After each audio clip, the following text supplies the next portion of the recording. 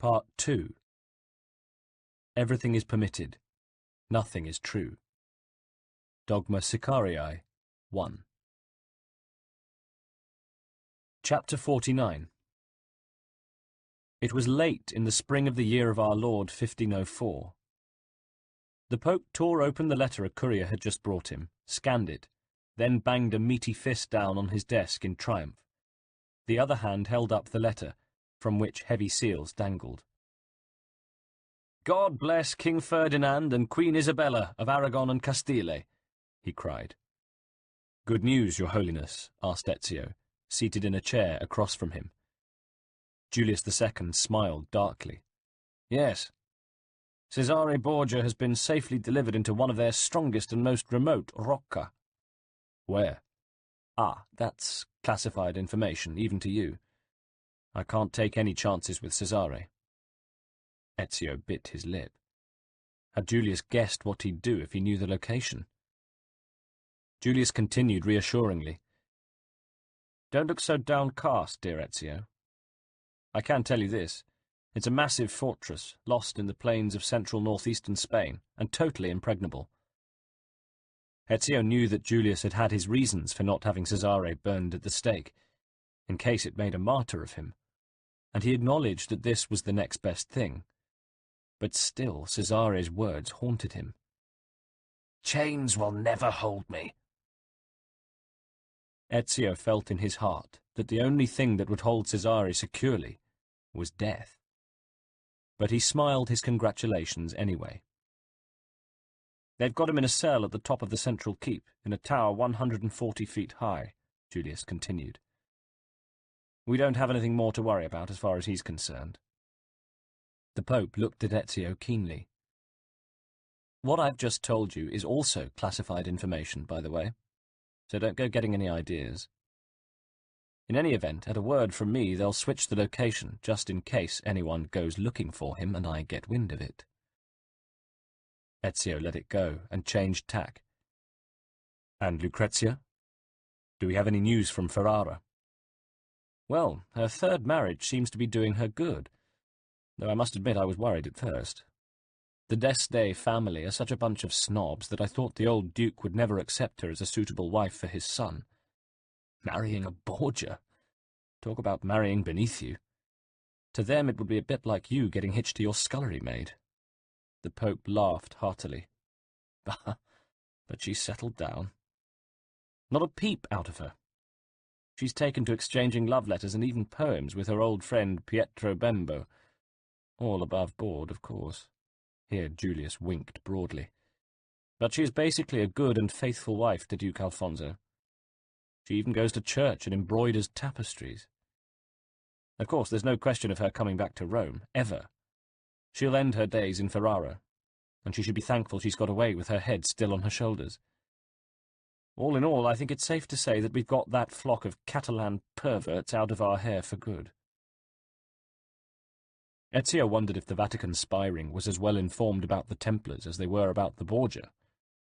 Cesare had been their leader, and continued to be so, even from prison. But about this the Pope kept his counsel.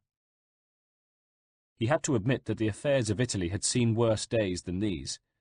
They had a strong Pope who'd had the sense to retain Agostino Chigi as his banker, and the French were on the back foot. King Louis hadn't left Italy, but he had at least withdrawn to the north, where he seemed content to dig in. In addition, the French king had ceded Naples to King Ferdinand of Aragon. "I hope so, Your Holiness." Julius looked at Ezio keenly. "Listen, Ezio, I'm not a fool, so don't take me for one. Why do you think I brought you in as my counsellor? I know there are still pockets of Borgia loyalists around the countryside, and even a few diehards left in the city, but I have other enemies than the Borgia to worry about these days." "The Borgia could still pose a threat." "I don't think so." "And what are you doing about your other enemies?" "I'm reforming the Papal Guard. Have you seen what good soldiers the Swiss are? Best mercenaries of the lot. And since they won independence from the Holy Roman Empire and Maximilian 5 or 6 years ago, they've been putting themselves out to hire. They're totally loyal and not very emotional. Such a change from our own dear fellow countrymen. And I'm thinking of getting a brigade of them put together as my personal bodyguard. I'll arm them with the usual halberds and stuff, but I'm also issuing them with Leonardo's muskets. He paused. All I need is a name for them. He looked at Ezio quizzically. Any ideas? How about the Swiss Guard? Suggested Ezio, who was a little tired. The Pope considered this. Well, it's not startlingly original, Ezio. Frankly, I rather favoured the Julian Guard, but one doesn't like to sound too egotistical.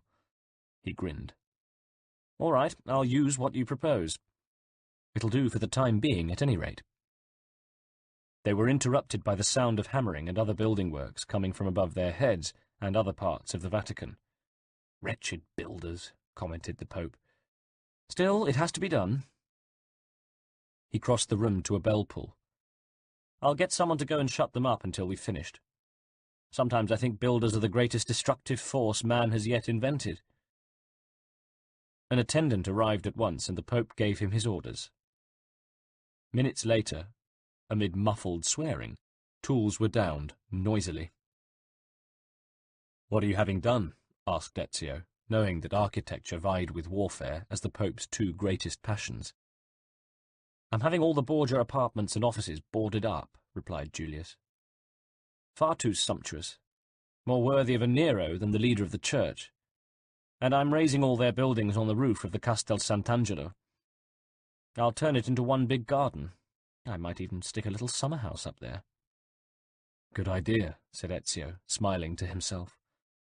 The summer house would doubtless be a real pleasure dome, fit, if not for a king, at least for trysts with one or other of the Pope's mistresses, female or male. The Pope's private life didn't concern Ezio. What mattered was that he was a good man and a staunch ally, and compared with Rodrigo, his corruptions were about as significant as a child's tantrums. Furthermore, he'd steadily continued the moral reforms of his predecessor, Pius III. I'm having the Sistine Chapel done up as well, continued the Pope. It's so dull. So I've commissioned that bright young artist from Florence, Michelangelo what's-his-name, to paint some frescoes on the ceiling. Lots of religious scenes, you know the kind of thing. I thought of asking Leonardo, but his head's so full of ideas that he scarcely ever finishes a big painting. It's a pity.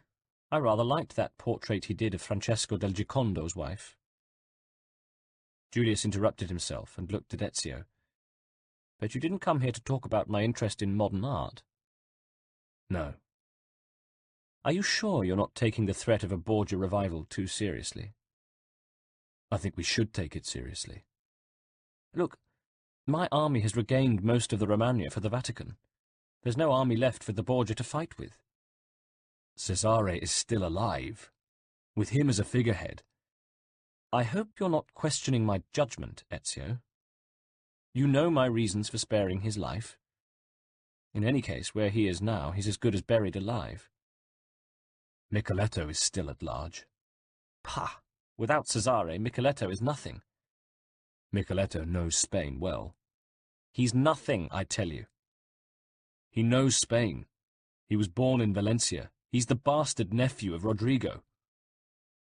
The Pope, who, despite his years, was a large and vigorous man still in the prime of his life, had been pacing the room during this last exchange. Now he returned to the desk, placed his large hands on it, and leant threateningly over Ezio. His manner was convincing. You are letting your worst fears run away with you, he said. We don't even know whether Micheletto is still alive or not. I think we should find out once and for all. The Pope pondered Ezio's point and relaxed slightly, sitting down again. He tapped the heavy signet ring on his left hand with the index finger of his right. What do you want to do? He asked heavily. Don't expect any resources from me. The budget's overstretched as it is. The first thing is to locate and destroy any last diehards in the city of Rome itself. We may find someone who knows something about Micheletto, his whereabouts or his fate. Then, if he's still alive, you'll destroy him. Yes. unless he turns out to be more useful to me alive, Ezio thought. Julius sat back. I'm impressed by your determination, Ezio. It almost frightens me. And I'm glad I'm not an enemy of the assassins myself. Ezio looked up sharply. You know about the Brotherhood? The Pope made a tent of his fingers. I always needed to know who the enemies of my enemy were. But your secret is safe with me. As I told you, I am not a fool. Chapter 50. Your instinct is right. I will guide you and guard you. But I do not belong to you, and soon you must let me go. I have no power over him that controls me. I must obey the will of the master of the apple. Ezio was alone in his secret lodgings, holding the apple in his hands as he tried to use it to help him locate his quarry in Rome, when the mysterious voice came to him again. This time he could not tell if the voice was male or female, or whether it came from the apple or somewhere in his mind. Your instinct is right, but also I have no power over him that controls me. Why then had the apple shown him only hazy images of Micheletto, just enough to tell him that Cesare's henchman was still alive? And it could not, or would not, pinpoint Cesare's location, at least for now. Suddenly Ezio realized something his inner self had always known, that he should not abuse its power by overusing it, and that he should not become dependent on the apple. Ezio knew that it was his own will that had blurred the answers he sought. He must not be slothful.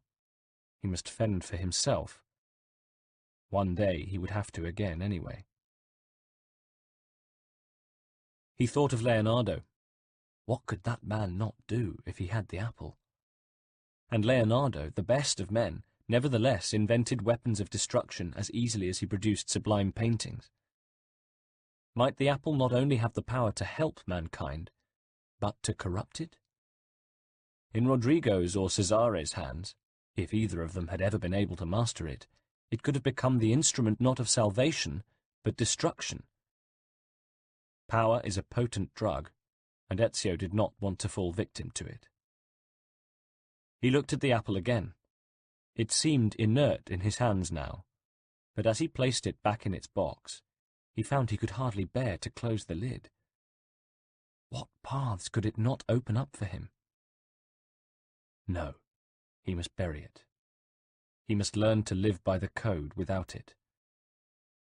But not yet. He had always sensed in his heart that Micheletto lived. Now he knew it for a fact. And while he lived, he would do his utmost to free his evil master, Cesare. Ezio had not told Pope Julius his full plan. He intended to seek out Cesare and kill him, or die in the attempt. It was the only way. He would use the apple only when he had to. He had to keep his own instincts and powers of deduction sharp in anticipation of the day when the apple would no longer be in his possession. He would hunt down the Borgia diehards in Rome without it. Only if he failed within 3 days to unearth them would he resort to its power again. He still had his friends, the girls of the Rosa in Fiore, La Volpe's thieves, and his fellow assassins. And with their help, how could he fail? Ezio knew that the apple would, in ways he could not fully comprehend, help him, as long as he respected its potential. Perhaps that was its secret. Perhaps no one could ever fully master it, except a member of the race of ancient adepts who had left the world in trust to humanity, to make or break it, as their will elected. He closed the lid and locked the box. Ezio summoned a meeting of the Brotherhood on Tiber Island that night.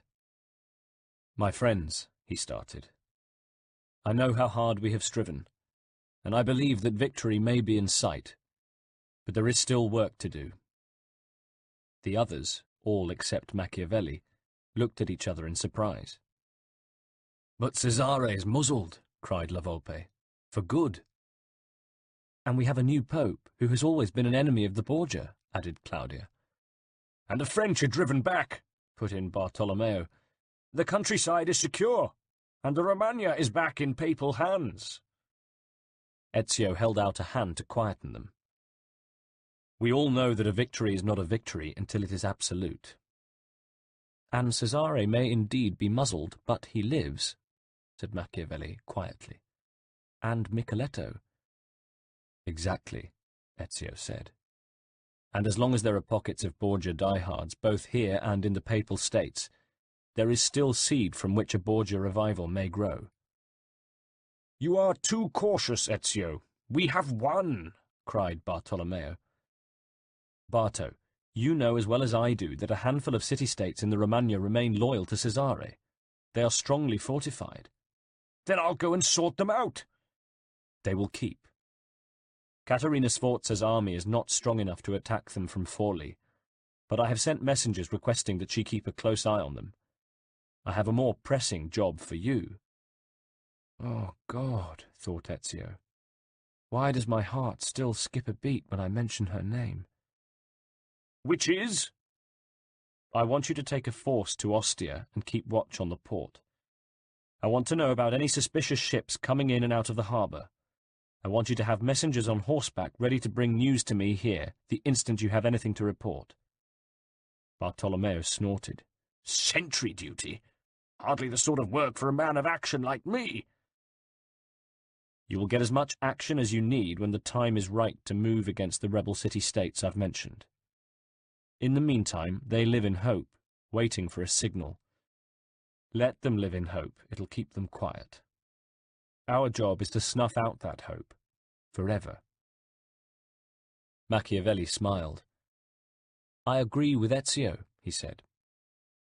Well, all right, if you insist, Bartolomeo replied grumpily.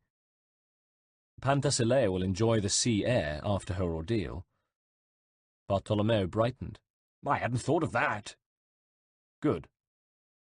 Ezio turned to his sister. Claudia, I imagine the change of regime hasn't affected business at the Rosa in Fiore too badly. Claudia grinned. It's funny how even princes of the church find it hard to keep the devil between their loins in abeyance, however many cold baths they say they take. Tell your girls to keep their ears to the ground. Julius has the College of Cardinals firmly under his control, but he still has plenty of enemies with ambitions of their own, and some of them might just be mad enough to think that if they could free Cesare, they could use him as a means of furthering their own ends. And keep an eye on Johann Burchard, too. What? Rodrigo's master of ceremonies? Surely he's harmless enough. He hated having to organize all those orgies. Isn't he just a functionary? Nevertheless, anything you hear, especially if it's about die-hard factions still at large here in Rome, let me know. It'll be easier now that we no longer have Borgia guards breathing down our necks every minute of the day. Ezio smiled a little absently. I have another question to ask. I have been too busy to visit, and it troubles me. But how is our mother? Claudia's face clouded. She keeps the accounts, but, Ezio, I fear she is failing. She seldom goes out. She speaks more and more often of Giovanni, and of Federico and Petruccio. Ezio fell silent for a moment, thinking of his lost father and brothers. I will come when I can, he said. Give her my love, and ask her to forgive my neglect. She understands the work you have to do. She knows that you do it not only for the good of us all, but for the sake of our departed kinsmen. The destruction of those who killed them shall be their monument, said Ezio, his voice hard. And what of my people? Asked La Volpe. Gilberto, your people are vital to me. My recruits remain loyal, but they see that life returns to normal, and most of them long to return to the lives they led before we persuaded them to join us in the struggle to throw off the Borgia yoke. They retain their skills, but they are not sworn members of the Brotherhood, and I cannot expect them to bear the yoke that we bear, for it is a yoke that only death will relieve us of. I understand. I know the men and women under your command are city-bred. Some country air will make a change. How do you mean? asked La Volpe suspiciously. "Send your best people into the towns and villages around Rome. There will be no need to go further out than Viterbo, Terni, L'Aquila, Avezzano, and Nettuno. I doubt if, beyond the rough circle round Rome that those towns define, we'd find much. There can't be many diehards left, and those there are will want to be within striking distance of Rome. They'll be hard to find. You must try. You know yourself how even a small force in the right place can do untold damage. I'll send out my best thieves and disguise them as peddlers. Report anything you find back to me, especially news of Micheletto. Do you really think he's still out there somewhere? Mightn't he have gone back to Spain, or at least the Kingdom of Naples? If he isn't dead already, that is. I'm convinced he's still alive. La Volpe shrugged. That's good enough for me. When the others had gone, Machiavelli turned to Ezio and said, What about me? You and I will work together. Nothing would give me greater pleasure, but before we go into details, I have a question. Go ahead. Why not use the apple? Ezio, sighing, explained as best he could. When he'd finished, Machiavelli looked at him, took out his little black notebook and wrote in it at length. Then he stood up, crossed the room, and sat down next to Ezio, squeezing his shoulder affectionately as he did so. Any such gesture from Machiavelli was as rare as hen's teeth. Let's get down to business, he said. This is what I have in mind, said Ezio. Tell me. There are women in this city who may help us. We must seek them out and talk to them. Well, you picked the right man for the job. I am a diplomat. Gaining access to the first was easy. Pope Julius had seen to that. But getting her to talk wasn't. She received them in a sumptuous parlour on the piano nobile of her large house, whose windows, on 4 sides, provided sublime vistas of the once great city, now part crumbling, but also part magnificent, after the last few popes had poured money into self-aggrandizement. I don't see how I can help you, she said, after listening to them, although Ezio noticed that she didn't meet their eyes. If there are pockets of diehards in the city, we need to know about them, Altezza, and we need your help, said Machiavelli. If we find out later that you have held out on us— Don't threaten me, young man, retorted Vanozza. Dio mio. Do you know how long ago it is since Rodrigo and I were lovers? Well over 20 years. Perhaps your children? Asked Ezio. She smiled grimly. I expect you're wondering how a woman like me could have produced such a brood, she said. But I tell you there is very little Catanei blood in them. Well, in Lucrezia perhaps, but Cesare— She broke off, and Ezio could see the pain in her eyes. Do you know where he is? I know no more than you do, and I don't care to. It's years since I've even seen him, though we lived in the same city. He's dead to me. Clearly the Pope was being very careful to keep Cesare's whereabouts secret. Perhaps your daughter knows. If I don't, why should she? She lives in Ferrara now. You could go and ask her, but it's a long way north, and the Holy Father has forbidden her ever to return to Rome. Do you see her? Asked Machiavelli. Vanozza sighed. As I said, Ferrara's a long way north. I don't care to travel much these days. She looked around the room, glancing at the servants who stood near the door, and occasionally at the water clock. She had offered them no refreshment, and seemed eager for them to go. An unhappy woman, she seemed ill at ease and constantly kneaded her hands together. But was that because she was concealing something, or because she was being forced to talk about people she'd clearly rather not discuss? I have, or rather had, 8 grandchildren, she said unexpectedly. Ezio and Machiavelli knew that Lucrezia had had several children by her various husbands, but few had survived childhood. People said that Lucrezia had never taken pregnancy very seriously, and that she had a habit of partying and dancing right up to the moment of her accouchement. Had that alienated her from her mother? Cesare had a daughter, Louisa, who was a child of 4. "Do you see any of them?" asked Machiavelli. "No. Louisa is still in Rome, I think, but her mother has made sure that she's more French than Italian." She rose then, and the servants, as if on cue, opened the room's ornate double doors. "I wish I could be of more assistance." "We thank you for your time," said Machiavelli, dryly. "There are other people you might like to talk to," said Vanozza. "We intend to visit the Princesse d'Albret." Vanozza pressed her lips together. "Buona fortuna," she said, without conviction. "You'd better hurry, too. I hear she's making preparations to leave for France. Perhaps, if I'm lucky, she'll come and say goodbye." Ezio and Machiavelli had risen too, and made their farewells. Once outside in the street, Machiavelli said, "I think we'll have to use the apple, Ezio." "Not yet."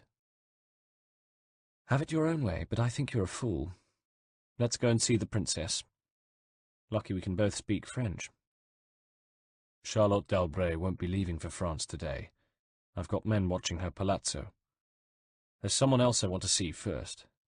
In fact, I'm surprised Vanozza didn't mention her." "Who?" "Giulia Farnese." "Doesn't she live in Carbognano these days?" "My spies tell me she's in town, so we ought to take advantage of that." "What makes you think we'll get any more out of her than we got out of Vanozza?" Ezio smiled. Giulia was Rodrigo's last mistress, and he was passionate about her. "I remember when the French captured her.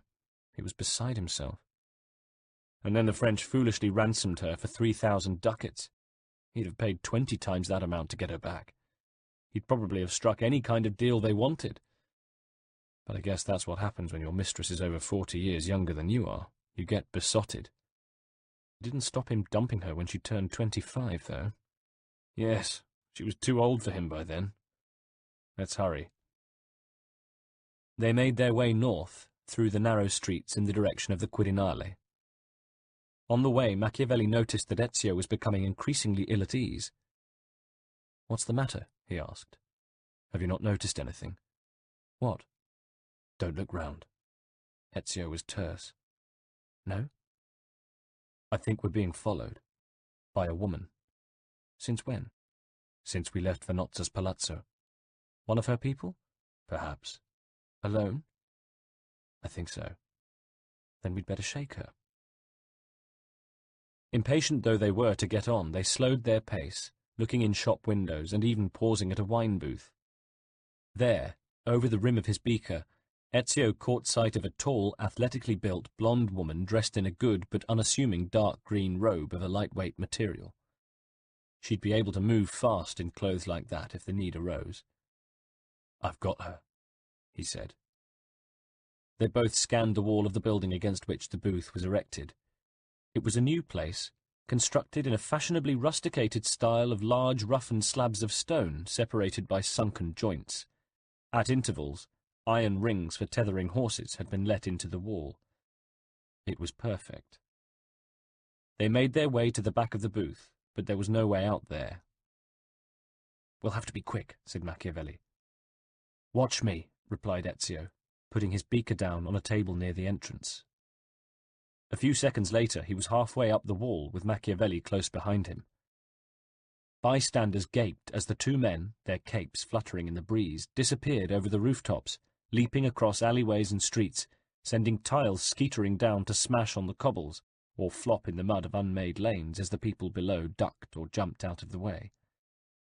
Even if she'd been able to, the woman couldn't climb vertical walls in a long skirt. But Ezio saw that her dress had a carefully disguised slit to the thigh on one side, enabling her to run, and she was tearing through the streets after them, thrusting aside anyone who got in her way. Whoever she was well trained. At last they lost her. Breathing hard, they came to a halt on the roof of Sant Niccolo de Portis, and lay down flat, keenly scanning the streets below. There seemed to be no one unduly suspicious amongst the citizens in the streets. though Ezio thought he recognized two of La Volpe's thieves working the crowd, using sharp little knives to cut purses. Presumably they were two who hadn't been selected to go out into the surrounding countryside, but he'd have to ask Gilberto about that later. "Let's go down," suggested Machiavelli. "No. It's easier to stay out of sight up here, and we haven't far to go." She didn't seem to have much trouble following us. Lucky for us, there was that roof with a high wall round it where we could change direction without her noticing. Ezio nodded. Whoever she was, she'll be reporting back by now. He wished she were on their side.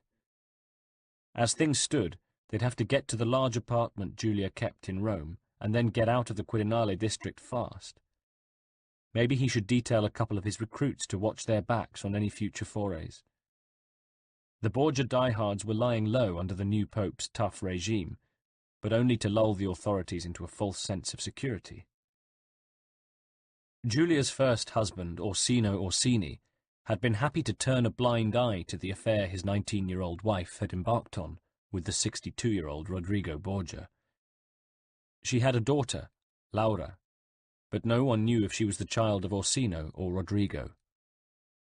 Rodrigo, despite being a Valencian by birth, had risen through the church until he controlled the Vatican's purse strings, and he had shown his gratitude to his delicious young mistress by installing her in a brand-new house, which she'd long since been obliged to quit, conveniently close to the Vatican, and by making her brother Alessandro a cardinal.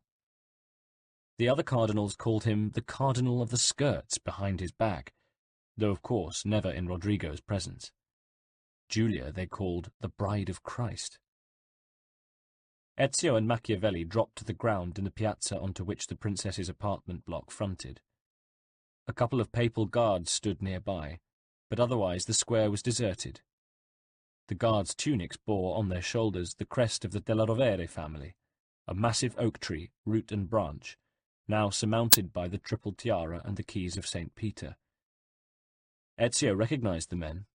6 months earlier, they'd been in Borgia livery. How times had changed, as now they saluted him, and he acknowledged them. "Fuckers," said Machiavelli under his breath. "A man's got to work," said Ezio. "I'm surprised that you, of all people, can take issue with such a bagatelle. Come on." They'd arrived without due notice, and it took some trouble to convince the Farnese attendants, 6 blue fleur-de-lis ranged on a yellow background on their capes, to admit them, but as Ezio knew, Signora Farnese was at home. She received them in a room that was half as gaudy but twice as tasteful as Lavanozza's. At 30, she had more than retained the beauty of her youth, and the intelligence that informed it. Despite them being unexpected guests, the Signora had Moscato and Panpettati e Mielati served for them immediately. It soon became clear that she knew nothing and was innocent of any Borgia taint, despite her previous closeness to that execrable family, as Machiavelli called them. Machiavelli saw that she had moved on, and when he and Ezio asked her about her once close friendship with Lucrezia, all she said was, "What I saw of her was her good side. I think she fell too much under the bullying sway of her father and brother. Thank God she is rid of them." She paused. If only she had met Pietro Bembo earlier. Those two were soulmates. He might have taken her to Venice and saved her from her dark side. "Do you see her still?" "Alas, Ferrara is so far to the north, and I have my hands full running Carboniano. Even friendships die, Ezio Auditore." An image of Caterina Sforza blew into his mind before he had a chance to extinguish it. Ah, God, how the thought of her caught at his heart still. It was late afternoon by the time they left. They kept a close eye out for anyone shadowing them, but there was nobody. "We must use the apple," said Machiavelli again. "This is but the first day of 3. We must learn to trust ourselves and our own intelligence, and not lean on what has been vouchsafed us. The matter is pressing. One more appointment today, Niccolo, then perhaps we shall see." The Princesse d'Albret, Dame de Chaloux, Duchess of Valentinois, was, according to the gatekeepers of her opulent villa in the Pinciano district, not at home. But Ezio and Machiavelli, impatient and tired, pushed past anyway, and encountered Charlotte in her piano nobile, engrossed in packing. Huge chests full of costly linen and books and jewellery stood about the half-empty room, and in a corner, the confused little 4-year-old Louisa, Cesare's only legitimate heir, played with a wooden doll. "You are damned impertinent," said the cold-looking blonde who confronted them, her dark brown eyes flashing fire. "We have the imprimatur of the Pope himself," lied Ezio. "Here is his warrant." He held up a blank parchment, from which impressive-looking seals hung. "Bastards," said the woman coolly. "If you think I know where Cesare is imprisoned, you are fools. I never want to see him again, and I pray that none of his sang maudit has passed into the veins of my innocent little daughter." "We also seek Micheletto," said Machiavelli implacably. "That Catalan peasant," she spat. "How should I know?" "Your husband told you how he might escape if taken," suggested Machiavelli. "He depended on you." "Do you think so? I don't. Perhaps Cesare confided in one of his dozens of mistresses. Perhaps the one that gave him the malatia venerea. I never touched him after the first pustules appeared, and he at least had the decency to keep away from me and wallow in the gutter with his whores from then on. And father 11 brats by them. At least I am clean, and my daughter too. As you see, I am getting out of here. France is a far better country than this wretched hellhole. I'm going back to La Motte Feuilly." "Not to Navarre?" asked Machiavelli slyly. "I see you are trying to trick me." She turned her cold, bony face towards them, and Ezio noticed that her beauty was marred, or enhanced, by a dimple in the middle of her chin. "I do not choose to go to that province merely because my brother married the heiress to the throne and thereby became king." "Does your brother remain faithful to Cesare?" asked Ezio. "I doubt it. Why don't you stop wasting my time and go and ask him?" "Navarre is far away." "Exactly. Which is why I wish you and your saturnine friend were on your way there. And now it is late and I have work to do. Please leave." "A wasted day," commented Machiavelli as they took to the streets again, the shadows lengthening. "I don't think so. We know that none of those closest to Cesare are harbouring or protecting him." Ezio paused. "All the most important women in his life hated him, and even Julia had no time for Rodrigo." Machiavelli grimaced. "Imagine being fucked by a man old enough to be your grandfather." "Well, she didn't do too badly out of it." "We still don't know where Cesare is. Use the apple." "No, not yet. We must stand on our own feet." "Well," sighed Machiavelli, "at least God gave us good minds." At that moment, one of Machiavelli's spies came running up out of breath. He was a small, bald man with alert eyes and a wild face. "Bruno," said Machiavelli, surprised and concerned. "Maestro," panted the man, "thank God I found you." "What is it?" "The Borgia diehards. They sent someone to follow you and Maestro Ezio." "And?" "Sure that you were out of the way. They have taken Claudia." "My sister! Sweet Jesus! How?" gasped Ezio. "She was in the square outside St. Peter's. You know those rickety wooden colonnades the Pope wants to tear down? Get on with it. They took her. She was organising her girls, getting them to infiltrate." "Where is she now?" "They have a hideout in the Prati, just to the east of the Vatican. That's where they've taken her." Bruno quickly gave them the details of where Claudia was being held prisoner. Ezio looked at Machiavelli. "Let's go," he said.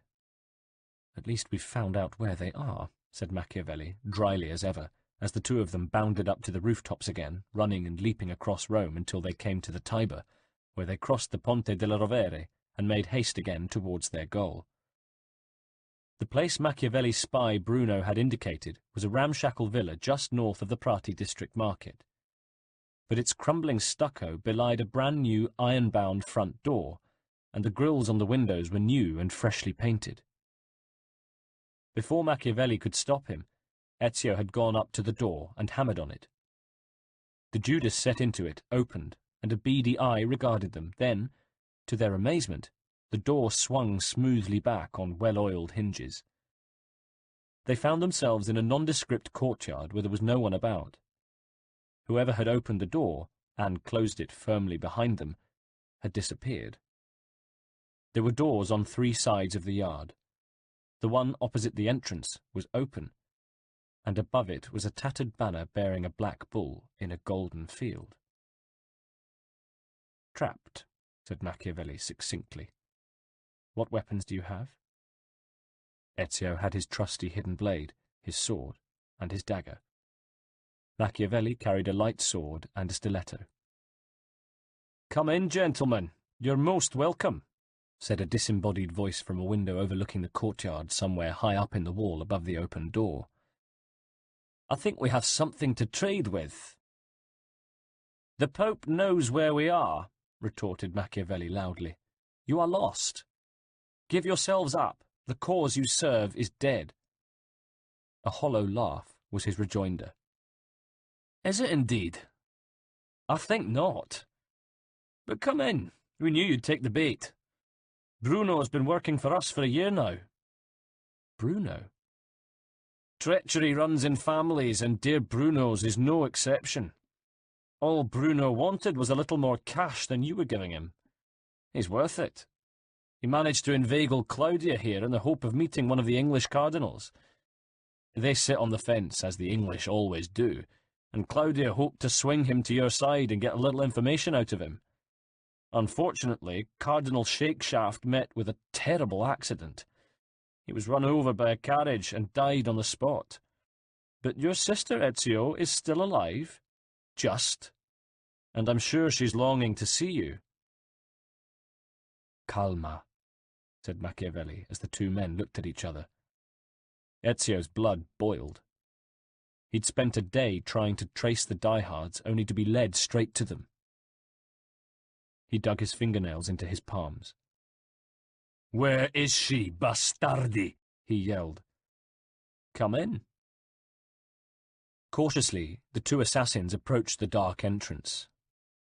There was a dimly lit hall in whose centre, on a plinth, was a bust of Pope Alexander VI by Adchignono, as Machiavelli guessed. The coarse features, the hooked nose, the weak chin, the fat lips, done to the life. There was no other furniture, and again there were 3 doors leading off the 3 walls facing the entrance. Only that facing the entrance was open. Ezio and Machiavelli made for it, and, passing through the door, found themselves in another bleak room. There was a table on which various rusty surgical instruments were arrayed on a stained cloth, glittering under the light of a single candle. Next to it was a chair, and on it Claudia was seated, half undressed and bound, her hands in her lap, her face and breasts bruised, a gag in her mouth. 3 men detached themselves from the shadows that obscured the back wall. Ezio and Machiavelli were aware of others too, men and women, behind them and on either side. Those they could see in the dim light wore the now grubby colours of the Borgia, and all were heavily armed. Claudia's eyes spoke to Ezio's. She managed to wrestle her branded finger free enough to show him. She had not given in despite the torture. She was a true assassin. Why had he ever doubted her? "We know how you feel about your family," said the chief diehard, a gaunt man of perhaps 50 summers whom Ezio did not recognise. "You let your father and brothers die. Your mother we need not bother about, as she's dying anyway. But you can still save your sister, if you wish. She's already well struck in years and doesn't even have any children, so perhaps you won't bother." Ezio controlled himself. "What do you want?" "In exchange, I want you to leave Rome. Why don't you go back to Monteriggioni and build the place up again? Do some farming. Leave the power game to those who understand it." Ezio spat. "Oh dear," said the thin man. He seized Claudia by the hair, and producing a small knife, cut her left breast. Claudia screamed. "She's damaged goods at the moment, but I'm sure she'll recover under your tender care." "I'll take her back, and then I'll kill you. Slowly." "Ezio Auditore, I gave you a chance, but you threatened me, and you're in no position to threaten. If there's any killing to be done, it will be by me. Forget Monteriggioni, a sophisticated lady like Madonna Claudia would doubtless hate it there anyway. Your destiny is here, to die in this room." The men and women on each side closed in, drawing swords. "I told you, we're trapped," said Machiavelli. "At least we've found the bastards," replied Ezio, as each man looked the other in the eye. "Here." He flung a handful of poisoned darts to his companion. "Make them work." "You didn't tell me you came prepared." "You didn't ask." "I did. Shut up." Ezio fell into a crouch as the diehards advanced. Their leader held the thin knife to Claudia's throat. "Let's go." As one, they drew their swords, and with their other hands they threw the poison darts with deathly aim. The Borgia supporters toppled on either side as Machiavelli closed in, slicing and slashing with his sword and dagger, pushing against the diehards who tried to crush him, in vain, by force of numbers. Ezio had one goal: to kill the thin man before he could rip open Claudia's throat. He leapt forward, seizing the man by the gizzard, but his adversary was as slippery as an eel and wrenched himself to one side without letting go of his victim. Ezio finally managed to wrestle him to the floor, and grasping his right hand in his left, forced the point of the thin knife the man was holding close to his own throat. Its point touched the jugular artery. "Have mercy," babbled the die-hard leader. "I served a cause I thought was true." "How much mercy would you have shown my sister?" asked Ezio. "You filth! You are finished." There was no need to release the hidden blade. "I told you it would be a slow death," said Ezio, drawing the knife down to the man's groin. "But I am going to be merciful." He slid the knife back up and sliced the man's throat open. Blood bubbled in the man's mouth. "Bastardo!" he gurgled. "You will die by Micheletto's hand." "Requiescat in pace," said Ezio, letting the man's head fall, though for once he spoke the words without much conviction. The other diehards lay dead or dying about them, as Machiavelli and Ezio hastened to untie the harsh cords that bound Claudia.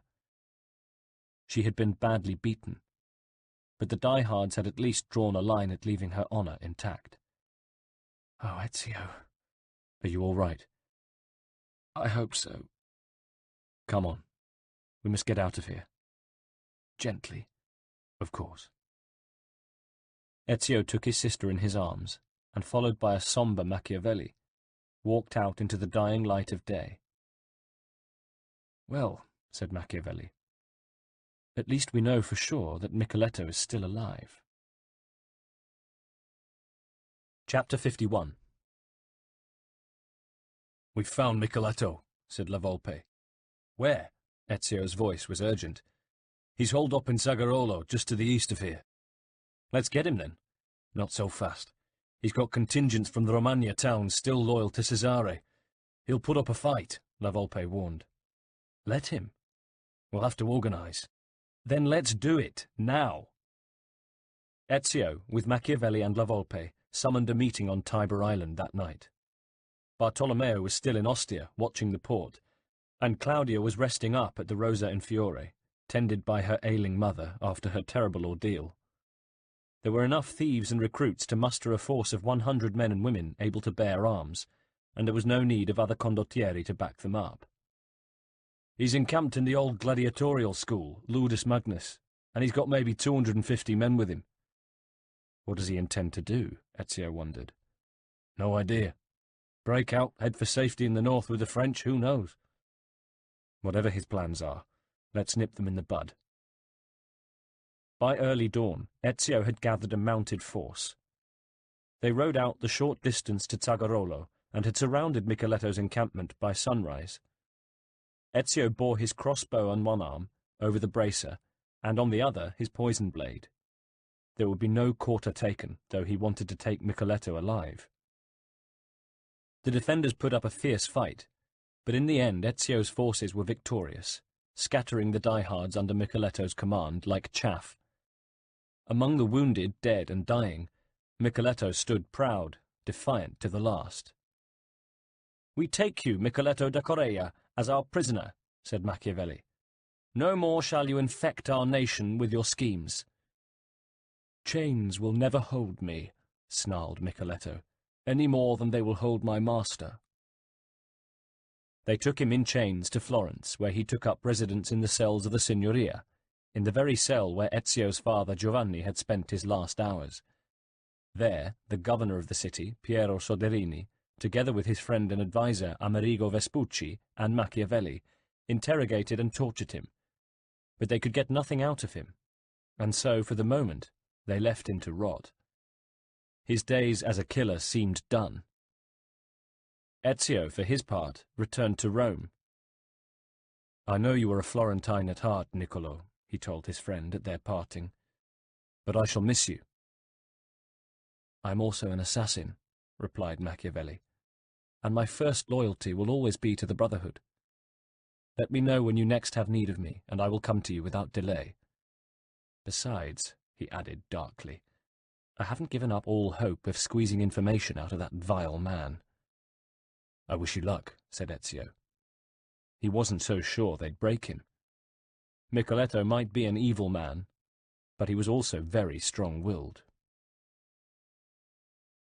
Chapter 52.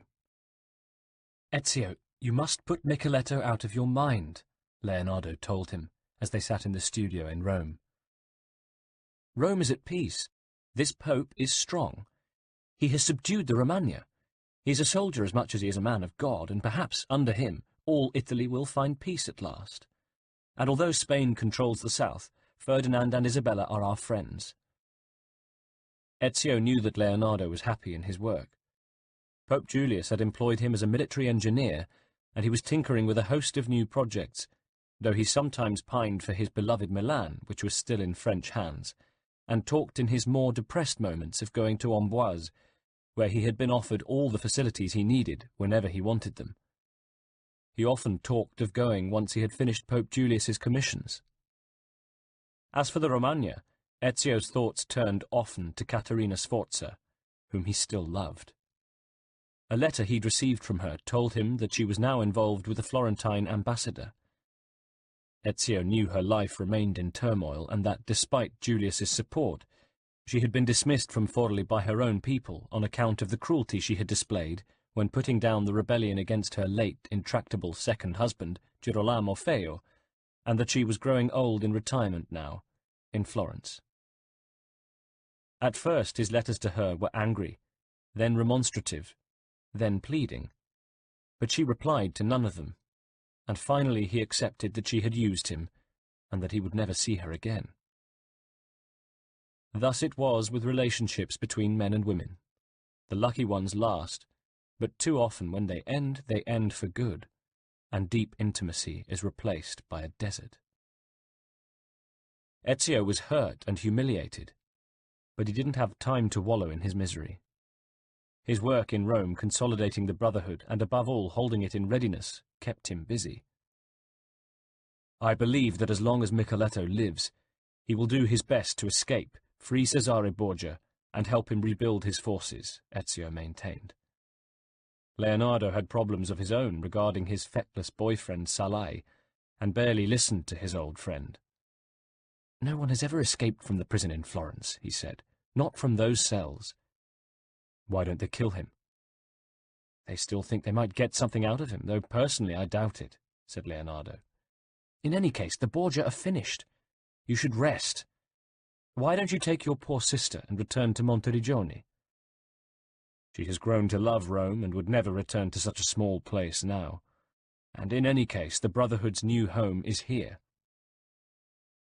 This was another sadness in Ezio's life.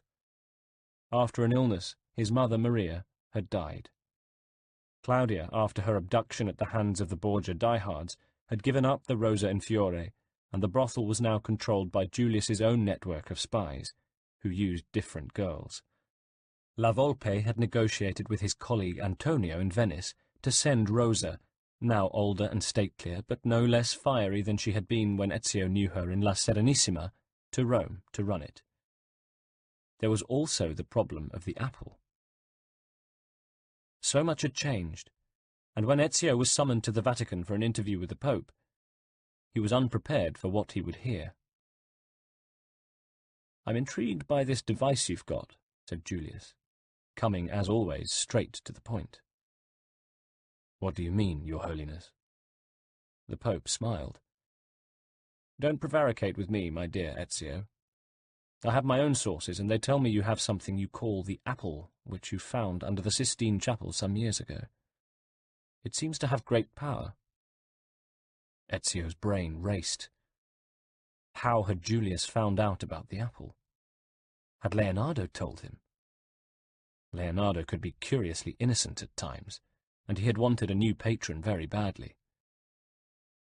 "It was vouchsafed to me in a manner I find hard to explain to you, by a force from an antique world to help us. And it has, but I fear its potential.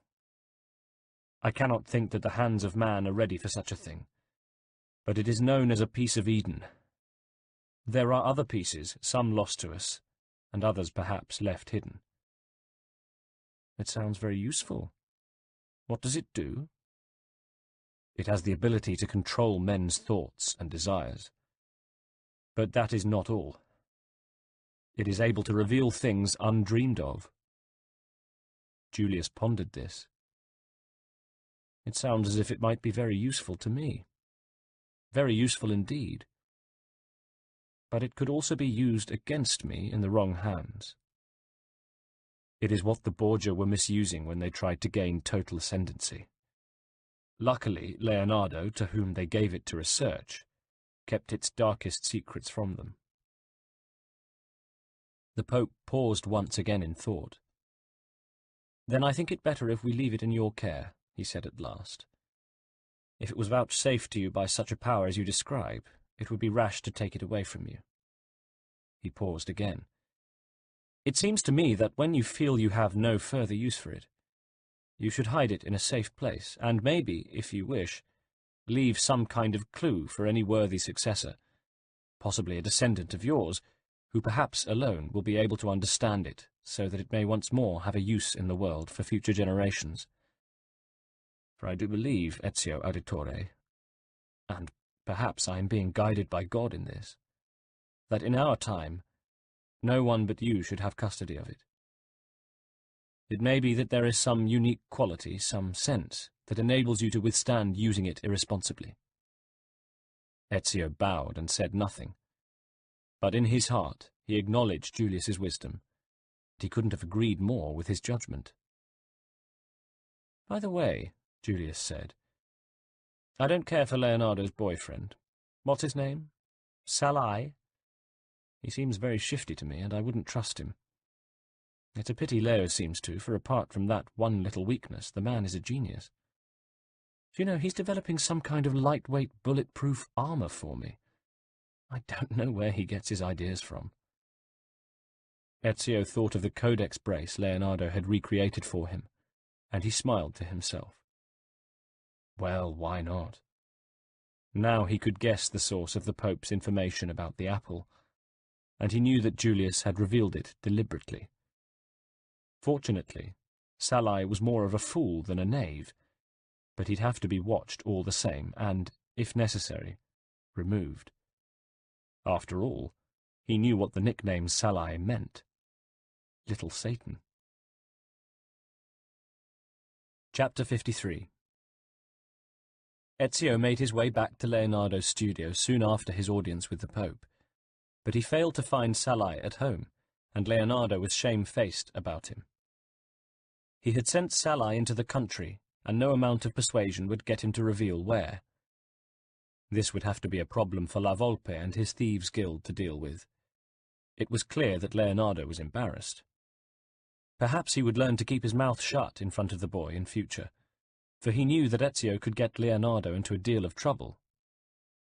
Fortunately, Leonardo was still more of a help than a hindrance, and a good friend too, and Ezio made this very clear to him. But if there were any more breaches of security, well, no one was indispensable. Leonardo wanted to make it up to Ezio, though. "I've been thinking about Cesare," he said, with his usual eagerness. "Oh? In fact, I'm very glad you've come. I've found someone I think you should meet." "Does he know where Cesare is?" asked Ezio. If he did, thought Ezio, Micheletto would cease to matter. If he didn't, Ezio might even consider letting Micheletto escape from prison, for Ezio knew the Signoria well, and using the man to lead him to his master. It was a dangerous plan, he knew, but he wasn't going to use the apple except as a last resort. He found the burden of the piece of Eden increasingly disturbing, having had a series of strange dreams of countries and buildings and technology that couldn't possibly exist. Then he remembered the vision of the castle, the remote castle in a foreign land. That, at least, was a recognizable building of his own time. But where could it be?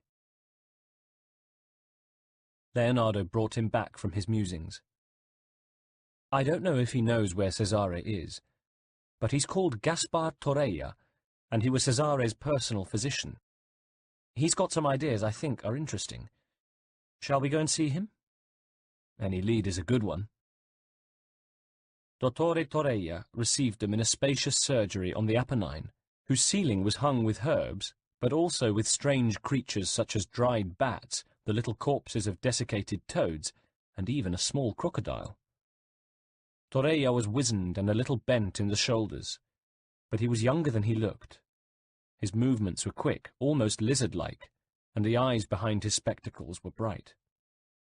He was also another Spanish expatriate, but he was reputed to be brilliant, so Pope Julius had spared him. He was, after all, a scientist with no interest in politics. What he was interested in, and talked about at length, was the new disease. "You know, both my former master and his father Rodrigo had it. It's very ugly indeed in its final stages, and I believe it affects the mind, and may have left both Cesare and the former pope affected in the brain. Neither had any sense of proportion, and it may still be strong in Cesare, wherever they've put him." "Do you have any idea?" "My guess is somewhere as far away as possible, and in a place he could never escape from." Ezio sighed. So much was surely obvious. "I have called the disease the morbus gallicus, the French disease," Dr. Torreia plunged on enthusiastically. "Even the present pope has it in the early stages, and I'm treating him. It's an epidemic, of course. We think it came from Columbus's sailors, and probably Vespucci's too, about 7 or 8 years ago, when they brought it back from the New World." "Why call it the French disease, then?" asked Leonardo. "Well, I certainly don't want to insult the Italians, and the Portuguese and the Spanish are our friends, but it broke out first among French soldiers in Naples. It starts with lesions on the genitals, and it can deform the hands, the back, and the face, indeed the whole head. I'm treating it with mercury to be drunk or rubbed on the skin, but I don't think I've found a cure." "That is certainly interesting," said Ezio. "But will it kill Cesare?" "I don't know." "Then I must still find him." "Fascinating," said Leonardo, excited by yet another new discovery. "There is something else I've been working on," said Torreia, "which I think is even more interesting." "What is it?" asked his fellow scientist. "It's this, that people's memories can be passed down, preserved, from generation to generation in the bloodline, rather like some diseases. I like to think I'll find a cure for morbus gallicus, but I feel it may be with us for centuries." "What makes you say that?" said Ezio, strangely disturbed by the man's remark about memories being passed down through the generations. "Because I believe it's transmitted in the first instance, through sex, and we'd all die out if we had to do without that." Ezio grew impatient. "Thank you for your time," he said. "Don't mention it," replied Torreia. And by the way, if you really want to find my former master, I think you could do worse than look in Spain. In Spain? Where in Spain? The doctor spread his hands. I'm a Spaniard, so is Cesare. Why not send him home? It's just a hunch. I'm sorry I can't be more specific. Ezio thought it would be like looking for a needle in a haystack. But it may be a start. Chapter 54. Ezio no longer kept the location of his lodgings a total secret, but only a few knew where they were. One of them was Machiavelli. One night, Ezio was awoken by him at 4 in the morning when there was a deliberate, urgent knocking at the door. "Niccolo, what are you doing here?" Ezio was instantly alert, like a cat. "I've been a fool." "What happened? You were working in Florence. You can't be back so soon." Ezio already knew something grave must have happened. "I have been a fool," Machiavelli repeated. "What's going on?" "In my arrogance, I kept Micheletto alive," sighed Machiavelli. "In a secure cell, to question him." "You'd better tell me what's going on." "He has escaped on the eve of his execution." "From the Signoria? How?" "Over the roof. Borgia diehards climbed onto it during the night and killed the guards. Then they lowered a rope. The priest who gave him his last confession was a Borgia sympathizer. He's being burnt at the stake today, and he smuggled a file into his cell. Micheletto sawed through just one bar on the window. He's a big man, but it was enough for him to squeeze out and climb up. You know how strong he is. By the time the alarm was raised, he was nowhere to be found in the city. We must seek him out, and—" Ezio paused, suddenly seeing an advantage in this adversity. "Having found him, see where he runs. He may yet lead us to Cesare. He is insanely loyal, and without Cesare's support, his own power is worthless. I have light cavalry scouring the countryside even now, trying to hunt him down. But there are plenty of small pockets of Borgia diehards, like those who rescued him, willing to shelter him. I think he's in Rome. That's why I've come here." "Why Rome?" "We have been too complacent. There are Borgia supporters here, too. He will use them to make for Ostia and try to board a ship there." "Bartolomeo is in Ostia. No one will escape him and his condottieri there. I'll send a rider to alert him." "But where will Micheletto go?" "Where else but Valencia, his hometown?" "Ezio, we must be sure. We must use the apple now, this minute, to see if we can locate him." Chapter 55. Ezio turned, and in the bedroom of his lodgings, out of sight of Machiavelli, he drew the apple from its secret hiding place. Carefully, he took it out of its container with gloved hands and placed it on the table in his bedroom. Then he concentrated. Very slowly, the apple began to glow, and then its light brightened until the room was filled with a cold illumination. Next, images, dim at first and indistinct, flickered onto the wall and resolved themselves into something it had shown Ezio before. It's a strange remote castle in a brown, barren landscape, very old, with a massive outer barbican, 4 main towers, and an impregnable-looking square keep at its centre, he explained to Machiavelli. "Where is that rocker? What is the apple telling us?" Machiavelli shouted from the other room. "It could be anywhere," Ezio muttered to himself. "From the landscape, Syria, perhaps?" "Or," he said, as with a sudden rush of excitement he remembered Dr. Torreya's words, "Spain!" he shouted to Machiavelli. "Spain!" "Micheletto can't be in Spain." "I am certain he plans to go there. Even so, we don't know where this place is. There are many, many castles in Spain, and many similar to this one. Consult the apple again." But when Ezio tried again, the image remained unchanged. A solidly built castle on a hill, a good 300 years old, surrounded by a little town. The image was monochrome, and all the houses, the fortress, and the countryside were an almost uniform brown. There was only one spot of colour, a bright flag on a pole on the very top of the keep. Ezio squinted at it. A white flag with a red ragged cross in the form of an X. His excitement mounted. The military standard of King Ferdinand and Queen Isabella of Spain. "You can see their standard," yelled Machiavelli from the other room, his voice contracting with excitement. "Good. Now we know what country. But we still don't know where it is, or why we're being shown it. Is Micheletto on his way there? Ask the apple again."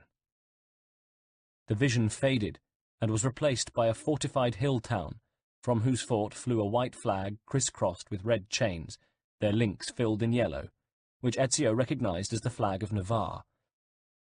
Then there was a third and final picture, a massive, wealthy seaport with ships drawn up on a glittering sea and an army gathering, but no clue about the exact location of any of these places. Chapter 56. Everyone was in place. Couriers rode daily between the points where the Brotherhood had set up bases. Bartolomeo was beginning to enjoy Ostia, and Pantasilea loved it. Antonio de Majanis still held the fort in Venice. Claudia had returned for the time being to Florence to stay with her old friend Paola, who kept an expensive house of pleasure on which the Rosa in Fiore had been modelled, and La Volpe and Rosa watched over Rome. It was time for Machiavelli and Ezio to go hunting. Chapter 57.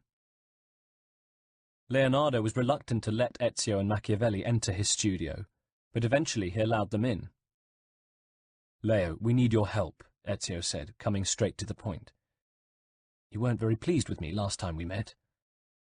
Salai shouldn't have told anyone about the apple. He got drunk in a wine booth and blurted it out to impress. Most of the people around him didn't know what he was talking about, but there was an agent of Pope Julius within earshot. He is very contrite." "Where is he now?" asked Ezio. Leonardo squared his shoulders.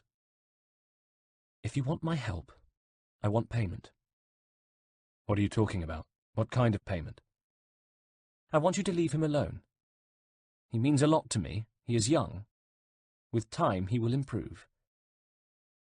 "He's a little sewer rat," said Machiavelli. "Do you want my help, or don't you?" Ezio and Machiavelli looked at each other. "All right, Leo, but keep him on a very close rein, or by God, we'll show no mercy next time." "All right. Now, what do you want me to do?" "We're having problems with the apple. It isn't as acute as it was." "Could there be something wrong with it mechanically?" asked Machiavelli. Leonardo stroked his beard. "You have it with you?" Ezio produced the box. "Here." He took it out and placed it carefully on Leonardo's work table. Leonardo examined it with equal care. "I don't really know what this thing is," he conceded finally. "It's dangerous, it's a mystery, and it's very, very powerful. And yet only Ezio seems able to control it. God knows when it was in my power in the old days under Cesare, I tried, but I only partially succeeded." He paused. "No, I don't think the word mechanical describes this thing. If I weren't more of a scientist than an artist, I'd say it had a mind of its own." Ezio remembered the voice that had come from the apple. What if Leonardo were right? "Micheletto is on the run," said Ezio urgently. "We need to locate him, and fast. We need to pick up his trail before it's too late." "What do you think he's planning?" "We're almost certain that Micheletto has decided to go to Spain to locate and liberate his master Cesare, and they will then attempt to return to power. We need to stop them," said Machiavelli. "And the apple?" "Shows an image of a castle. It must be somewhere in Spain because it flies the Spanish flag. But the apple doesn't, or won't, or can't give its location.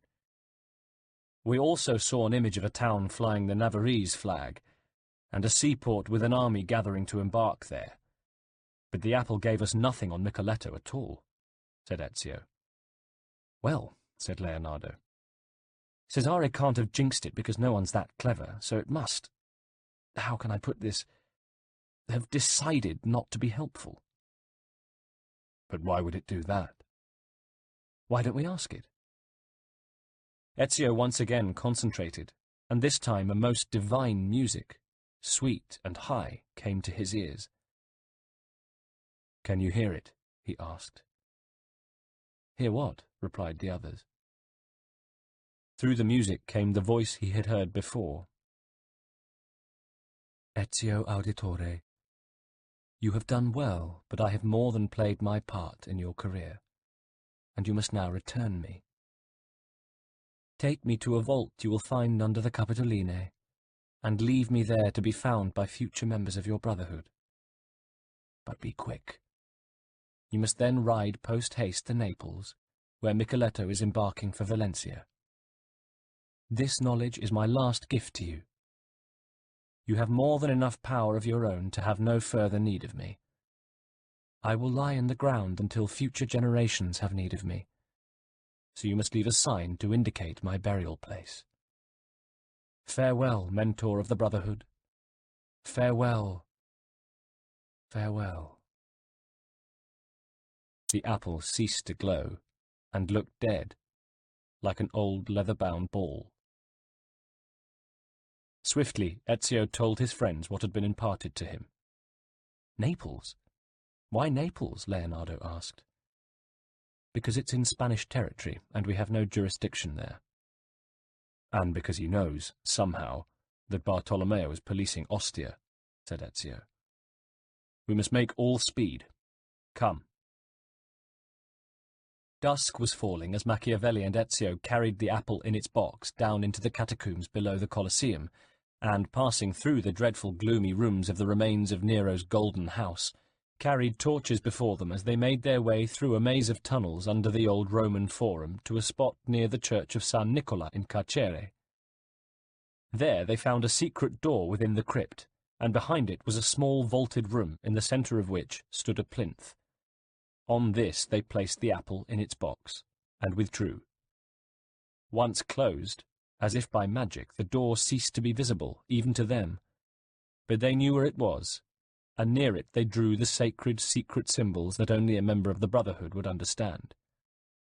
The same symbols they inscribed at regular intervals along their way back, and again at the mouth of the entrance near the Colosseum from which they emerged. After meeting Leonardo again, who had insisted on joining them, they rowed hard to Ostia, where they took a ship for the long coastal journey south to Naples. They arrived on Midsummer's Day 1505, Ezio's 46th birthday. They didn't go into the teeming, hilly town, but remained among the fortified docks, splitting up to search among the sailors, tradesmen and travellers busy about their fishing smacks, their shallops and their caravels, carracks and cogs, visiting the taverns and brothels, and all in frantic haste, for no one, Spanish, Italian or Arab, seemed to have an answer to their question. Have you seen a tall, thin man, with huge hands and scars on his face, seeking passage to Valencia? After an hour of this, they regrouped on the main quay. He's going to Valencia. He must be, said Ezio, through gritted teeth. But if he isn't, put in Leonardo, and we charter a ship and sail to Valencia anyway, we might lose days and even weeks, and so lose Micheletto altogether. You're right. The apple didn't lie to you. He was, or, if we're lucky, is here. We just have to find somebody who knows for sure. A whore sidled up, grinning. We're not interested, snapped Machiavelli. She was a pretty blonde woman of about 40 years of age, tall and slim, with dark brown eyes, long shapely legs, small breasts, broad shoulders and narrow hips. But you are interested in Micheletto da Correia? Ezio swung round on her. She looked so like Caterina that for a moment his head swam. What do you know? She snapped back with all the hardness of a whore. What's it worth to you? Then came the professional smile again. I'm Camilla, by the way. 10 ducats. 20, 20. You'd earn less than that in a week on your back, snarled Machiavelli. Charmer, do you want the information or not? I could see you're in a hurry. 15 then, said Ezio, pulling out his purse. That's better, tesoro. Information first, said Machiavelli as Camilla held out her hand for the money. Half first. Ezio handed over 8 ducats. Generous with it, said the woman. All right. Micheletto was here last night. He spent it with me, and I've never earned my money harder. He was drunk, he abused me, and he ran off at dawn without paying. Pistol in his belt, sword, ugly-looking dagger. Smelt pretty bad too, but I know he had money because I guessed what he'd do and took my fee out of his purse when he finally fell asleep. Of course, the bouncers from the brothel followed him, though I think they were a little scared, so they kept their distance a bit. And, said Machiavelli, none of this is of any use to us so far. But they kept him in sight. He must have chartered a ship the night before because he went straight to a carrack called the Marea di Alba and sailed on the dawn tide. Describe him, said Ezio. Big, huge hands. I had them round my neck so I should know. Broken nose, scarred face. Some of the scars seemed to make him look like he had a permanent grin. He didn't talk much. How do you know his name? I asked, just to make conversation, and he told me, she answered simply. And where was he going? One of the bouncers knew one of the seamen, and asked him as they were casting off. Where? Valencia. Valencia. Micheletto was going back to his birthplace, which was also the hometown of a family called Borgia. Ezio handed her 7 more ducats. I'll remember you, he said. If we find you're lying, you'll regret it. It was already midday. It took them another hour to find a fast caravel available for charter and agree the price. Another 2 hours were needed to victual and prepare the ship. Then they had to wait for the next tide. A caravel is faster than a carrack, but even so, it was early evening before the sails were raised, and the sea was choppy and the wind against them. Happy birthday, said Leonardo to Ezio. Chapter 58. The fates were against them too.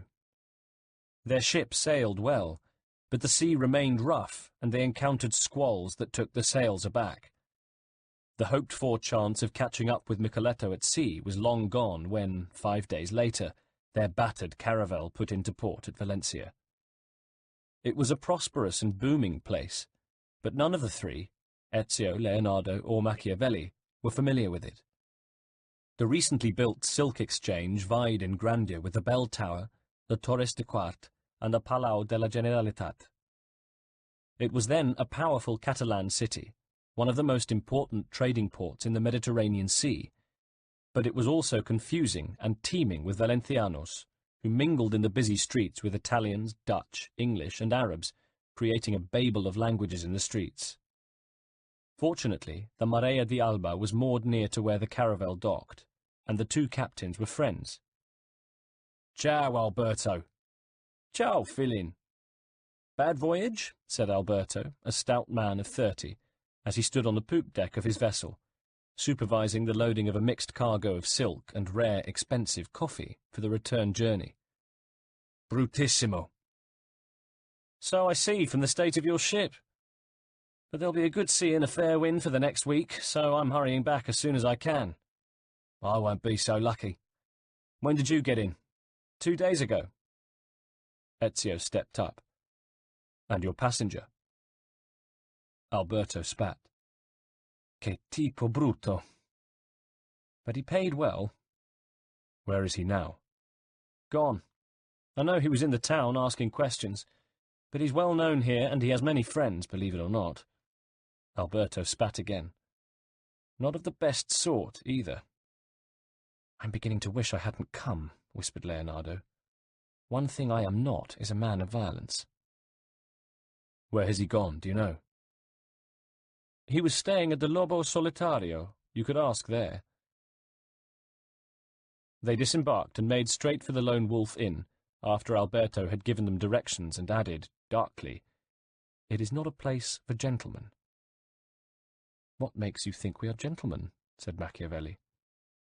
Alberto shrugged. Ezio scanned the busy quay. Out of the corner of his eye he saw 3 or 4 shady characters watching them, causing him to check his bracer and hidden blades. He slung his bag over his shoulder, leaving his arms free for his sword and dagger. Noticing this, Machiavelli did the same, while Leonardo looked askance. Together they made their way into the town, remaining on the alert even though the shady characters had disappeared. "Shall we stay at the same place as our quarry?" suggested Ezio. "It'll be the best place to be to find out where he is." The inn was located in a narrow street of tall tenements, which twisted away from one of the main thoroughfares. It was a low, dark building, in contrast to the sparkling newness of most of the rest of the town. The dark wooden door was open, giving onto a dark interior. Ezio entered first, Leonardo, reluctantly, last. They had reached the centre of the vestibule, in which furniture and a long, low counter could only just be made out, when the door behind them banged shut. The 10 men who had been lurking in the shadows, their eyes already accustomed to the dark, now pounced, flinging themselves on their victims with guttural cries. Ezio and Machiavelli immediately threw down their bags, and in one movement Machiavelli drew his sword and dagger and closed on his first assailant. The glint of blades flashed in the semi-darkness of the room, which was big enough for there to be plenty of space to move, helping both sides. "Leonardo," shouted Ezio, "get behind the counter and catch this!" He threw his sword to Leonardo, who caught it, dropped it, and picked it up again in the space of a second. Ezio unleashed the hidden blade as one of the men fell on him, stabbing him with it in the side and penetrating his guts. The man stumbled, clutching his belly, blood bubbling between his hands. Meanwhile, Machiavelli strode forward, holding his sword aloft. Quick as a flash, he thrust his sword into the throat of his first opponent, while simultaneously slicing into the groin of a second with his other blade. The man fell to the floor with an anguished roar, fumbling vainly at his wound while twitching with agony. Machiavelli closed in and glanced briefly at his victim, kicking out viciously and silencing the man in an instant. The assailants drew back for a moment, surprised that their ambush had not achieved its purpose, and at the alacrity of their intended victims. Then they renewed their attack with redoubled vigour. There was a cry from Machiavelli as he was cut in his sword arm from behind, but in a moment Ezio was upon his friend's assailant, plugging his dagger straight into the man's face. The next thing Ezio knew, a big man who smelt of prison straw and stale sweat crept up behind him and threw a garrote around his neck. Ezio choked and dropped his dagger, raising his hand to tear at the rope being tightened on his windpipe. Machiavelli leapt over and stabbed at the big man, cutting into him and causing him to cry out in sudden pain. But Machiavelli had missed his mark, and the man was able to thrust him away. It was enough to make him lose his grip on the garrote, though, so that Ezio was able to spring free. The light was too dim to make out the black-cloaked forms of the surviving attackers, but the failure of their immediate assault seemed to have unnerved them. "Get them," an unpleasant guttural voice said. "We are still 5 against 3. "Sancho Dierone nel pecho," shouted another, as Ezio smashed his heavy dagger into the sternum of one flabby creature, splitting it as neatly as if it were a chicken breast. "We are 4 against 3. Nos replegamos." "No," ordered the first man who had spoken. "Aguantels mentres que me escapi." The man spoke in Catalan. The big man who had tried to strangle him. The man who still had the stink of prison clinging to him. Micheletto. Moments later the door to the street was flung open and slammed shut again as Micheletto made his escape, momentarily silhouetted in the streetlight. Ezio rushed after him, but his path was blocked by one of the 3 surviving attackers, who was holding a scimitar aloft, ready to bring it down on his head. Ezio was too close to wield either of his weapons effectively, so he threw himself to the side, out of the way.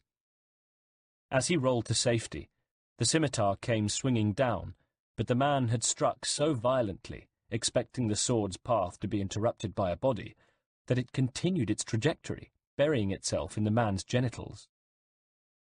With a howl, he dropped the sword and fell to the ground, clutching his manhood in an attempt to stop the fountaining blood, and writhing in agony. The last two men struggled with each other to reach the door in order to escape, and one succeeded, but the second, already wounded in the fight, was tripped by Machiavelli and crashed to the ground as Leonardo threw himself across him to prevent his rising. When it became clear he would not, Leonardo stood clear, and Ezio knelt and turned him over, pressing the point of the hidden blade into his nostril. "I am Ezio Auditore, mentor of the assassins," he said. "Tell me where your master is bound, and I will show you mercy." "Never," croaked the man. Ezio pressed the point of the blade in further, its razor-sharp edges slowly beginning to slit the man's nose. "Tell me." "All right. He's going to the Castillo della Mota." "What is there?" "That is where Cesare is held prisoner." Ezio pushed the blade. "Have mercy. I speak the truth. But you will never succeed in thwarting us. The Borgia will return to power and rule all Italy with an iron fist. They will swarm into the south and throw the filthy Spanish monarchy out, and then they will destroy the kingdoms of Aragon and Castile and rule them too." "How do you know where Cesare is?" "It is a dark secret known only to Pope Julius and his council, and to King Ferdinand and his."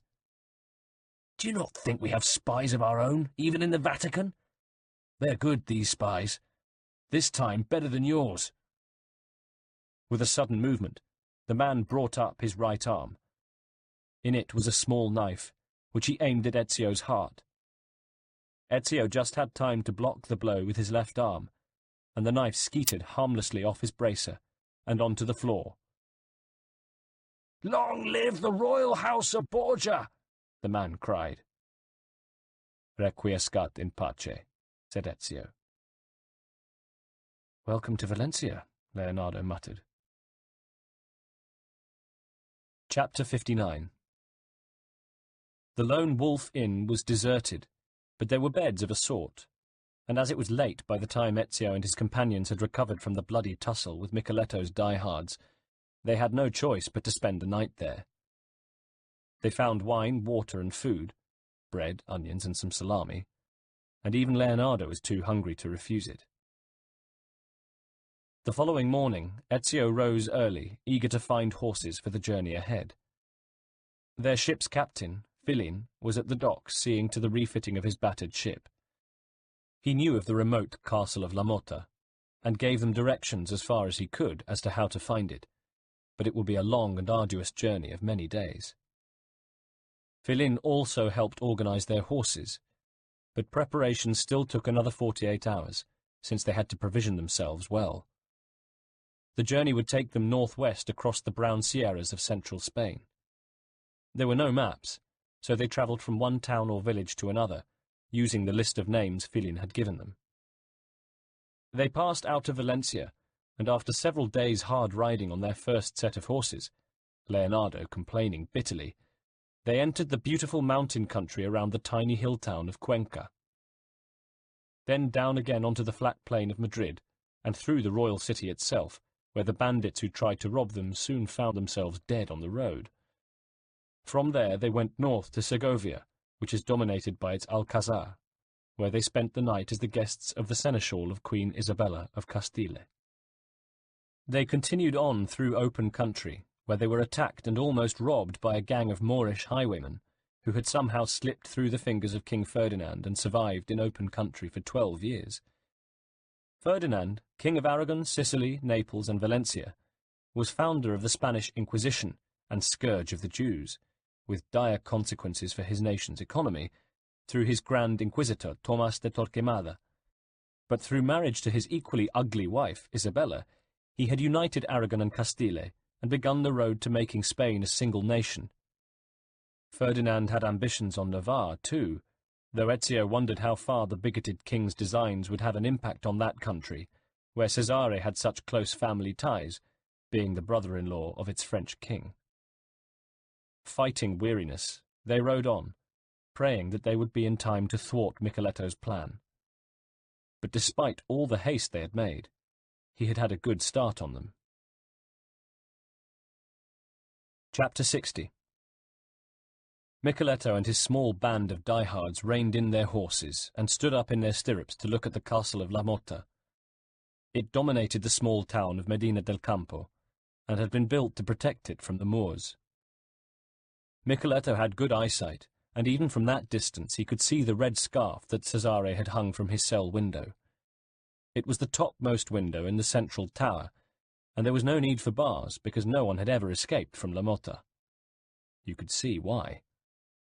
The walls had been crafted by skilled 11th-century masons, and the stone blocks were so skillfully laid that the surface was as smooth as glass. It was good that they had devised this plan using the red scarf. Otherwise it might have been hard for Micheletto to find his master.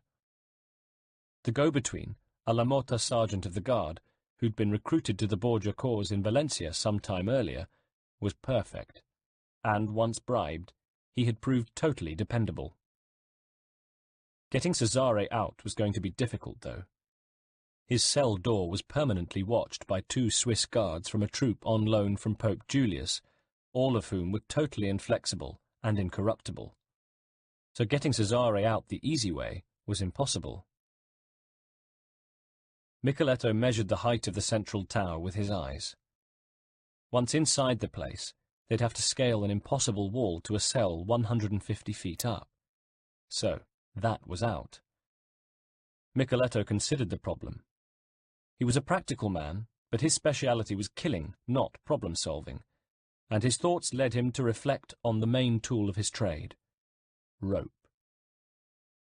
"Let's ride a little closer," he said to his companions. They'd all dressed in hunting outfits rather than their customary black, in order to arouse little or no suspicion. He had 10 men with him, and each of them carried, as part of their standard equipment, a length of rope. "We don't want to get too close," said his lieutenant, "or the guards on the ramparts will see us." "And what will they see? A hunting party coming to Medina to re-victual." "Don't worry, Girolamo." The remark gave Micheletto the germ of an idea, and he continued, "We'll ride right up to the town." It was about half an hour's ride, during which Micheletto was more than usually silent, his battered brow deeply furrowed. Then, as they approached the walls of the city, his face cleared. "Rein in," he said.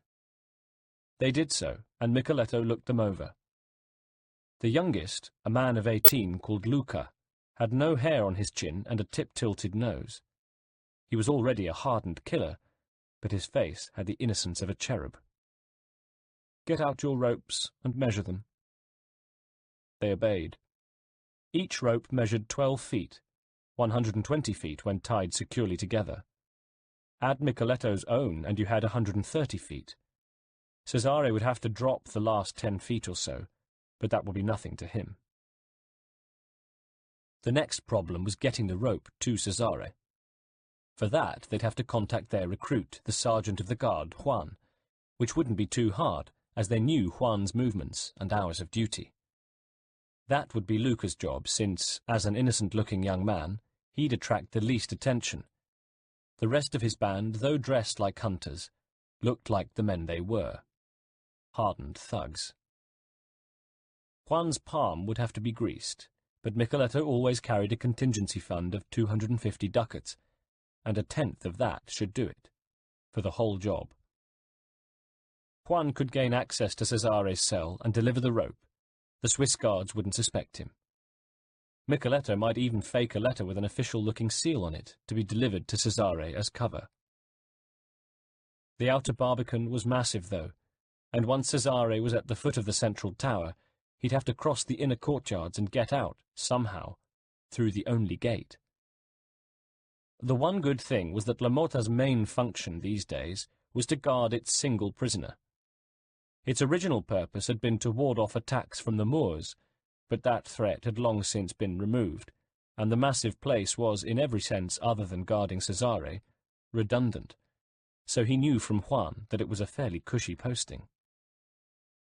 They'd have to take a change of clothes to Cesare from time to time, so Micheletto thought through the possibilities of Juan organising delivery of a change of clothes for Cesare, a disguise to fool the guards. Then maybe it might work. He could think of no other way, apart from fighting their way in and getting Cesare out by force. "Luca," he said finally, "I have a job for you." It turned out that Juan wanted 50 ducats for the whole job, and Micheletto beat him down to 40, though he didn't waste time with too much bartering. It took Luca 3 trips to and fro to set the whole thing up, but finally he reported back. "It's arranged. He's going to take the rope and a guard's uniform to Cesare when he accompanies the man who takes him his evening meal at 6 o'clock. The postern gate will be guarded by Juan, who's going to take the midnight to 6 gate watch. It's a 5-minute walk from the castle to the town." Cesare Borgia's left leg hurt from the lesions of the new disease, but not much, just a dull ache that made him limp slightly. At 2 a.m., once he had changed into the guard's uniform, he tied one end of the rope firmly to the central mullion of the window of his cell and carefully lowered the rest out into the night. When it was all paid out, he slung his good leg over the windowsill, hauled the other one after it, and took a firm grip on the rope. Sweating, despite the coolness of the night, he descended hand over hand until his ankles felt the end of the rope. He dropped the last 10 feet, feeling the pain in his left leg when he landed, but he shook it off and limped across the deserted inner courtyard and through the outer one, where the sleepy guards paid him no attention, thinking him one of their own. At the gate he was challenged, at which point his heart went to his mouth. But then Juan came to his rescue. "It's all right. I'll take him to the guardhouse." What was going on? So near and yet so far. "Don't worry," said Juan under his breath. The guardhouse was occupied by 2 sleeping guards. Juan kicked one of them into life. "Wake up, Domingo. This man has a warrant for town. They forgot to order more straw for the stables, and they need some before they ride out on the dawn patrol. Take him back to the gate, explain to the guards there, and let him out." "Yes, sir." Cesare followed the guard out through the postern, which was then firmly locked behind him, and limped through the moonlight into the town. What joy to feel the cool night air around him after so long. He'd been confined in this dump since 1504, but he was free now. He was still only 30. He'd get it all back, and he'd take such vengeance on his enemies, especially the assassin Brotherhood, that he'd make Caterina Sforza's purges at Forli make her look like a nursemaid. He heard and smelt the horses at the appointed rendezvous. Thank God for Micheletto. Then he saw them. They were all there, in the shadows of the church wall. They had a fine black beast ready for him. Micheletto dismounted and helped him into the saddle. "Welcome back, Excellenza," he said. "And now we must hurry. That bastard assassino Ezio Auditore is on our heels." Cesare was silent. He was thinking about the slowest death he could devise for the assassin. "I've put matters in hand already at Valencia," continued Micheletto. "Good." They rode off into the night, heading southeast. Chapter 61. He's escaped! Ezio had ridden the last miles to La Mota without sparing himself, his companions, or their horses, but with an ever-deepening sense of apprehension. After more than 2 years. How? "It was carefully planned, signore," said the hapless lieutenant of the castle, a plumpish man of 60 with a very red nose. "We are holding an official inquiry." "And what have you come up with?" "As yet—" But Ezio wasn't listening. He was looking around at the castle of La Mota. It was exactly as the apple had depicted it, and the thought led him to remember another vision it had vouchsafed him, the gathering army at a seaport. The seaport had been Valencia. His mind raced frantically. He could think only of getting back to the coast as fast as possible, "Get me fresh horses," he yelled. "But, Signore—" Machiavelli and Leonardo looked at each other. "Ezio, whatever the urgency, we must rest, at least for a day," said Machiavelli. "A week," groaned Leonardo. As matters turned out, they were delayed because Leonardo fell ill. He was exhausted and missed Italy badly. Ezio was almost tempted to abandon him, but Machiavelli counselled restraint. "He is your old friend, and they cannot gather an army and a fleet in under 2 months." Ezio relented. Events were to prove him right, and to prove Leonardo invaluable.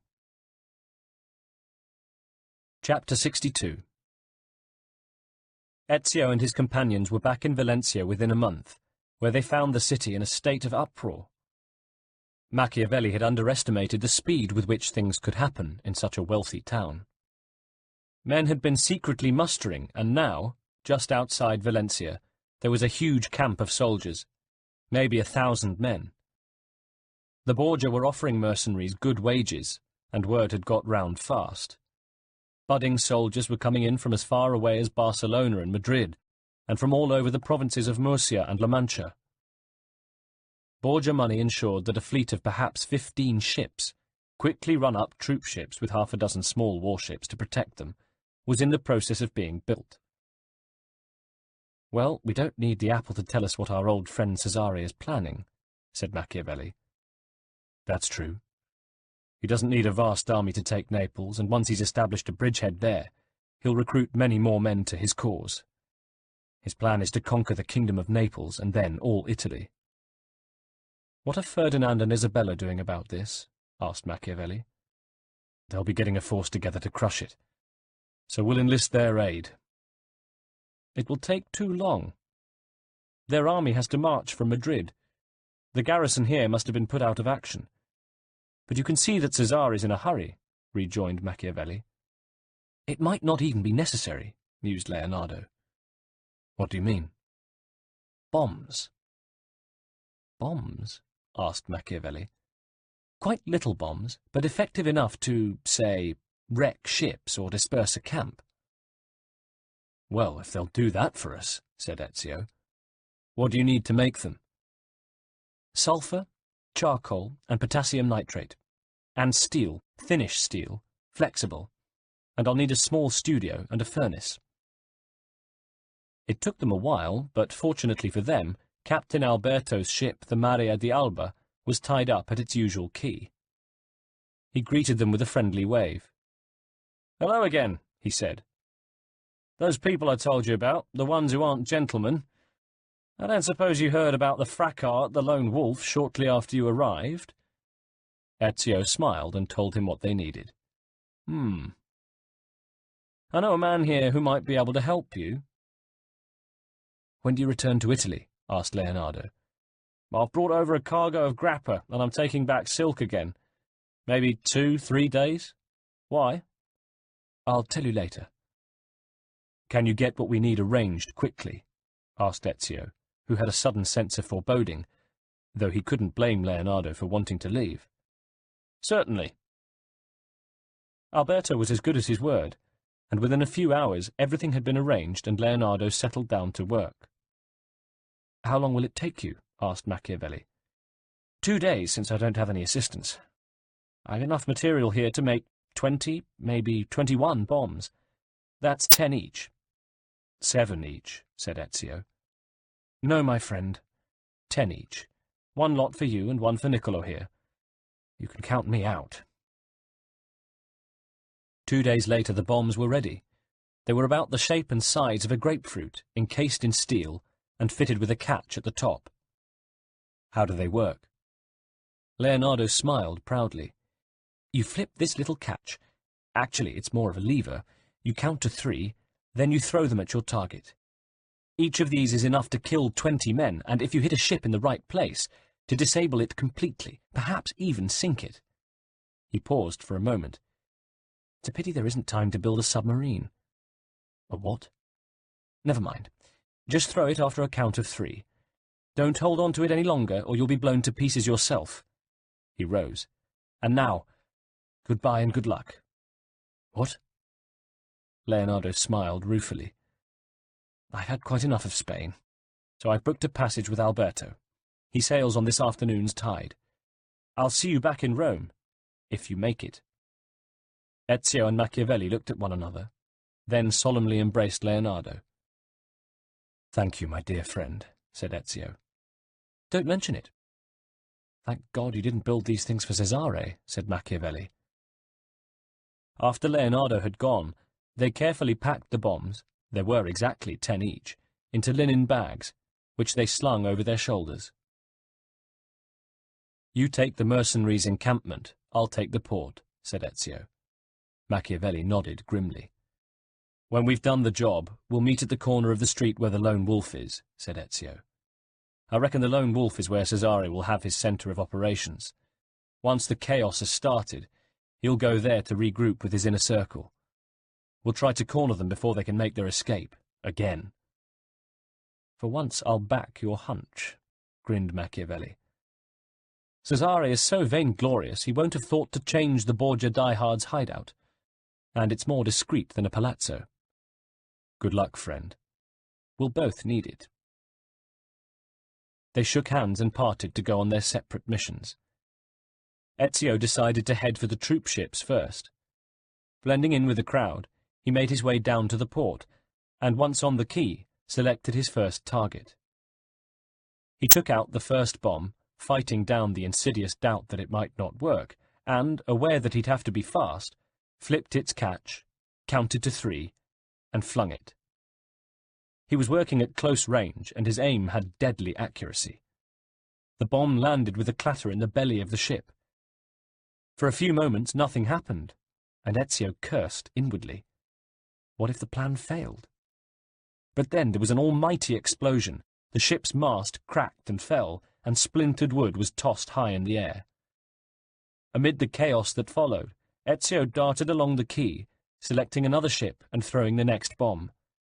In several cases, the first explosion was followed by a mightier one, as some of the troop ships had already been laden with casks of gunpowder. In one case, an exploding ship carrying gunpowder destroyed its 2 neighbours. One by one, Ezio wrecked 12 ships, but the chaos and panic that ensued were of equal value. In the distance, he could hear explosions, shouts, and screams, as Machiavelli did his work too. As Ezio made his way to their rendezvous, he hoped his friend had survived. All Valencia was in uproar, but pushing his way against the flow of the crowd, Ezio made the appointed meeting place in 10 minutes. Machiavelli wasn't there, but Ezio didn't have long to wait. Looking a bit shabby and with a blackened face, his fellow assassin soon came running up. "May God reward Leonardo da Vinci," he said. "Success?" "I've never seen such pandemonium," replied Machiavelli. "The survivors are running away out of town as fast as they can. I think most of them will prefer the plough to the sword after this." "Good. But we still have work to do." They made their way down the narrow street and arrived at the door of the Lone Wolf to find it closed. Silently as cats, they climbed onto the roof. It was a 1-story building, bigger than it appeared from the front, and near the top of the pitched roof there was an open skylight. They approached it and cautiously looked over the edge. It was a different room from the one in which they had been ambushed, with 2 men down below. Micheletto stood at a table, and facing him, seated, was Cesare Borgia. His once handsome face, now lacerated by the new disease, was white with fury. "They have destroyed my plans. Those damned assassins! Why did you not destroy them? Why did you fail me?" "Excellenza, Micheletto looked like a whipped dog. "I must make good my escape. I'll go to Viana in Navarre, just across the border. Let them try to recapture me then. I'm not waiting here for Ferdinand's men to come and haul me back to La Motta. My brother-in-law is King of Navarre, and he will surely help me." "I will help you, as I have always helped you. Only let me come with you." Cesare's cruel lips curled. "You got me out of La Motta, sure, and you built up my hopes. But now look where you've got me. Master, all my men are dead. I have done what I could. And failed. Micheletto went white. Is this my reward? For all my years of faithful service? You dog! Get out of my sight! I discard you! Go and find some gutter to die in. With a cry of rage, Micheletto hurled himself at Cesare. His huge, strangler's hands flexed to close on his former master's throat. But they never got there. With lightning speed, Cesare whipped out one of the 2 pistols he had in his belt and fired at point-blank range. Micheletto's face was destroyed beyond all recognition. The rest of his body crashed over the table. Cesare sprang back out of his chair to avoid being covered in blood. Ezio had drawn back so as to be invisible but not out of earshot, and was preparing to leap from the roof and grab Cesare as he came out of the front door of the inn. But Machiavelli had craned forward to get a better view of the dreadful showdown, and now he inadvertently kicked a tile loose, alerting Cesare. Cesare looked up swiftly and drew his second pistol. Machiavelli didn't have time to draw back before Cesare fired, shooting him through the shoulder and smashing his collarbone before he fled. Ezio thought of pursuit, but only for an instant.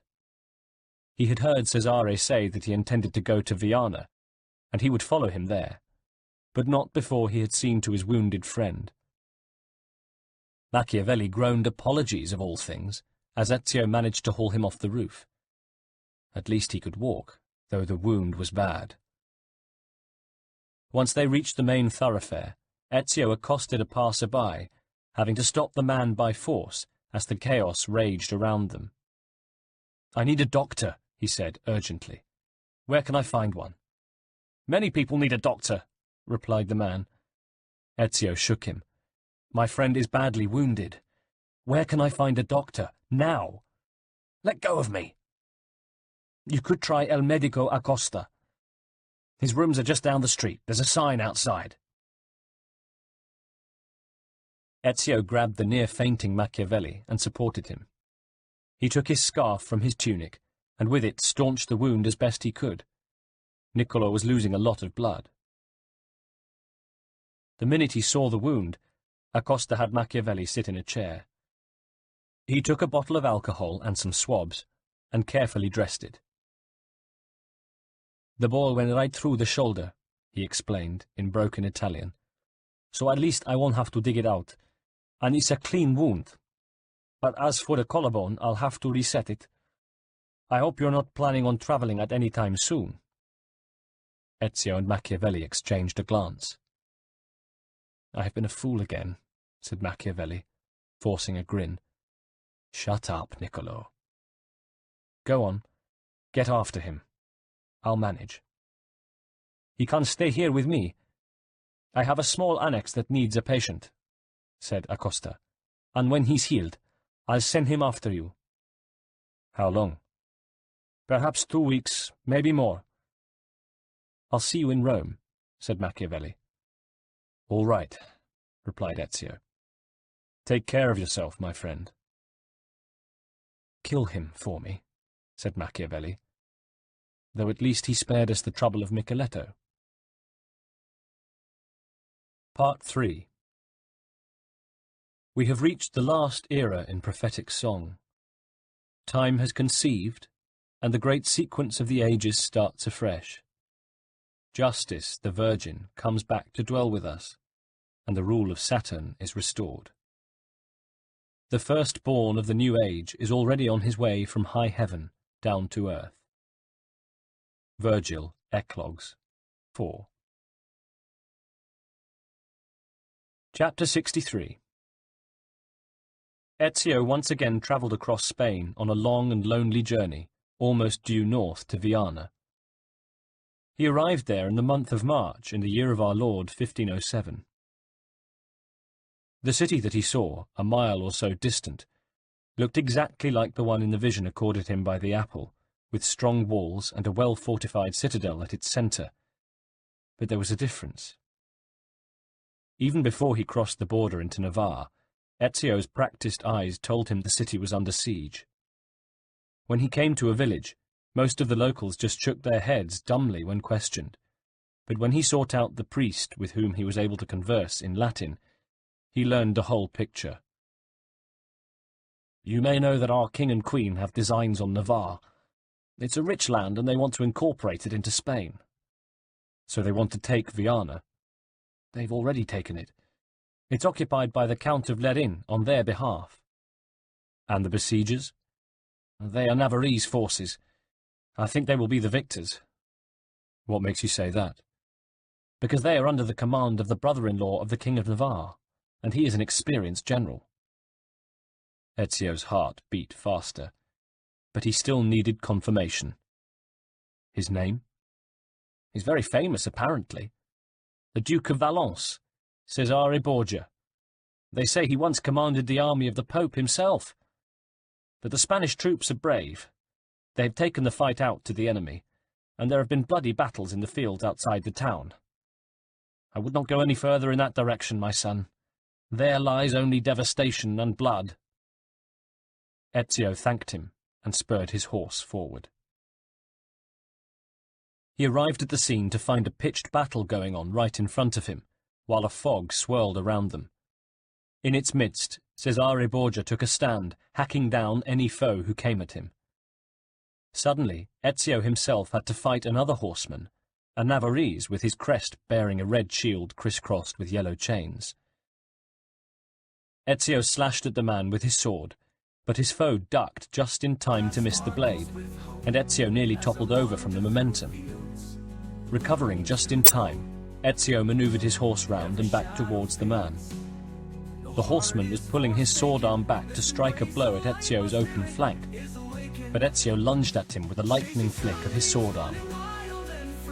The tip of his sword slashed into the man's chest, and he pulled back in pain, allowing Ezio to deliver a mighty blow downwards, splitting his foe's right shoulder down to his chest. He fell without a cry, and was finished off by the Spanish infantryman. Cesare was on foot, and Ezio decided that it would be easier to get close to him undetected if he were also on foot. So he dismounted and ran through the fray towards him. At last he stood face to face with his deadly foe. Cesare's face was streaked with blood and dust, and strained with exertion. But when he saw Ezio, his expression took on a new determination. "Assassin, how did you find me?" "My thirst to avenge Mario Auditore led me to you." They sliced at each other with their swords until Ezio managed to knock Cesare's weapon out of his hand. Then, sheathing his own, he flung himself on the Borgia, putting his hands around his throat. Cesare had learnt a few things from Micheletto about the art of strangling, though, and he managed to free himself by thrusting Ezio's arms away. Ezio unleashed the hidden blade, but Cesare caught the blow, once again successfully defending himself as the battle raged about them. It was then that the Spanish trumpets sounded the retreat. Triumphant, Cesare yelled to the nearest Navarrese troops, "Kill him! Kill the assassin! Tear the maldito bastardo into pieces!" As the fog increased, so Cesare melted into it, and the Navarrese soldiers closed in on Ezio. He fought them off long and hard before exhaustion overwhelmed him. Then he fell to the ground almost unnoticed as the melee and fog swirled around him, and the soldiers left him for dead. When Ezio came to, some time later, he was lying on his back in the middle of the battlefield. He had to push a corpse off him before he could sit up. The battlefield lay under a cloudy, blood-red sky, and in the distance the sun burned angrily. Dust hung in the air over a wide, unmade road, littered with the dead. Ezio saw a crow standing on a corpse's chin, pecking hungrily at its eye. A riderless horse stampeded by, driven mad by the smell of blood. Broken banners snapped in the breeze. Groaning with the effort, he stood up and, painfully at first, walked through the field of dead. He found that he had lost his sword and dagger, though the hidden blade and the bracer had not been found and looted. His first job was to replace his weapons. Near him, he noticed a peasant sifting through the spoils of battle. The peasant looked at him. "Help yourself," he said. "There's more than enough to go round." Ezio looked for fallen officers and knights, as they would be better armed, but in every case, someone had got there before him. At last he found a dead captain with a fine sword and a dagger similar to his own. These he took gratefully. Next he went in search of a horse, as it would be quicker to get around that way. He was in luck. Not half a mile from the edge of the battlefield, well away from the Navarrese camp, he came across a fully saddled and bridled war-horse, its back blood-stained, but not with its own blood, grazing in a green field. Talking to it gently, he mounted it. It kicked a little at first, but he soothed it quickly, then rode it back the way he had come. Back on the battlefield, he encountered more peasants recovering what they could from the bodies. He passed them and galloped uphill towards the sound of another fight. The crest of the hill revealed a level plain below it, where the battle had been rejoined close to the battlemented walls of the town, from where cannon fire issued. Chapter 64.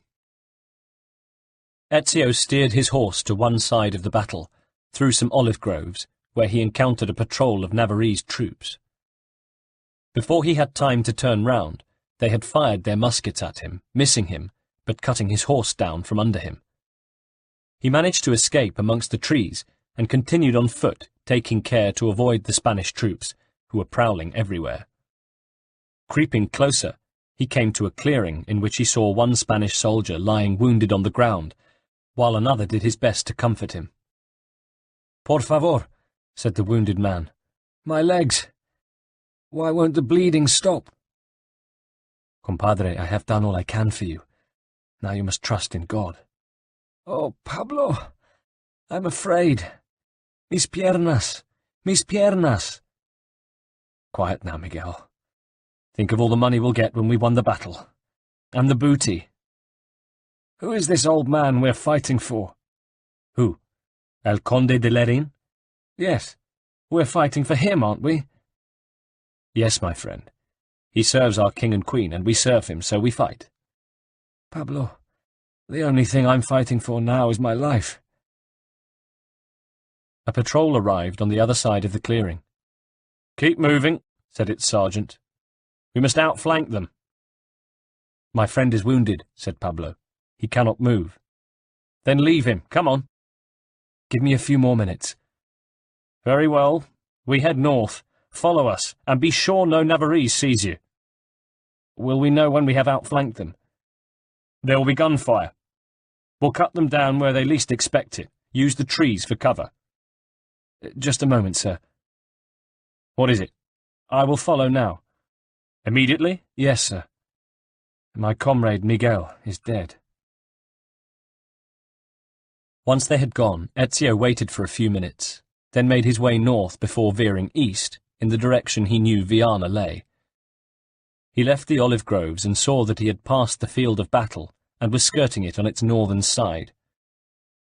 He wondered what had become of the Spanish soldiers, for there was no sign of any successful outflanking movement, and the battle seemed to be going to the Navarrese. On his way lay a shattered village. He avoided it, as he could see Spanish snipers concealed behind some of the charred and broken walls, using long-muzzled wheel-locks to fire on any Navarrese troops at the edge of the battle. He came across a soldier, his tunic so blood-stained that Ezio could not tell what side he was on, sitting with his back to a stray olive tree, and hugging himself in agony, his whole body shaking, his gun abandoned on the ground. Reaching the outskirts of the town, among the settlements that crouched beneath its bastions, Ezio finally saw his quarry ahead of him. Cesare was with a Navarrese sergeant, and was clearly assessing the best way of breaching or undermining Viana's massive walls.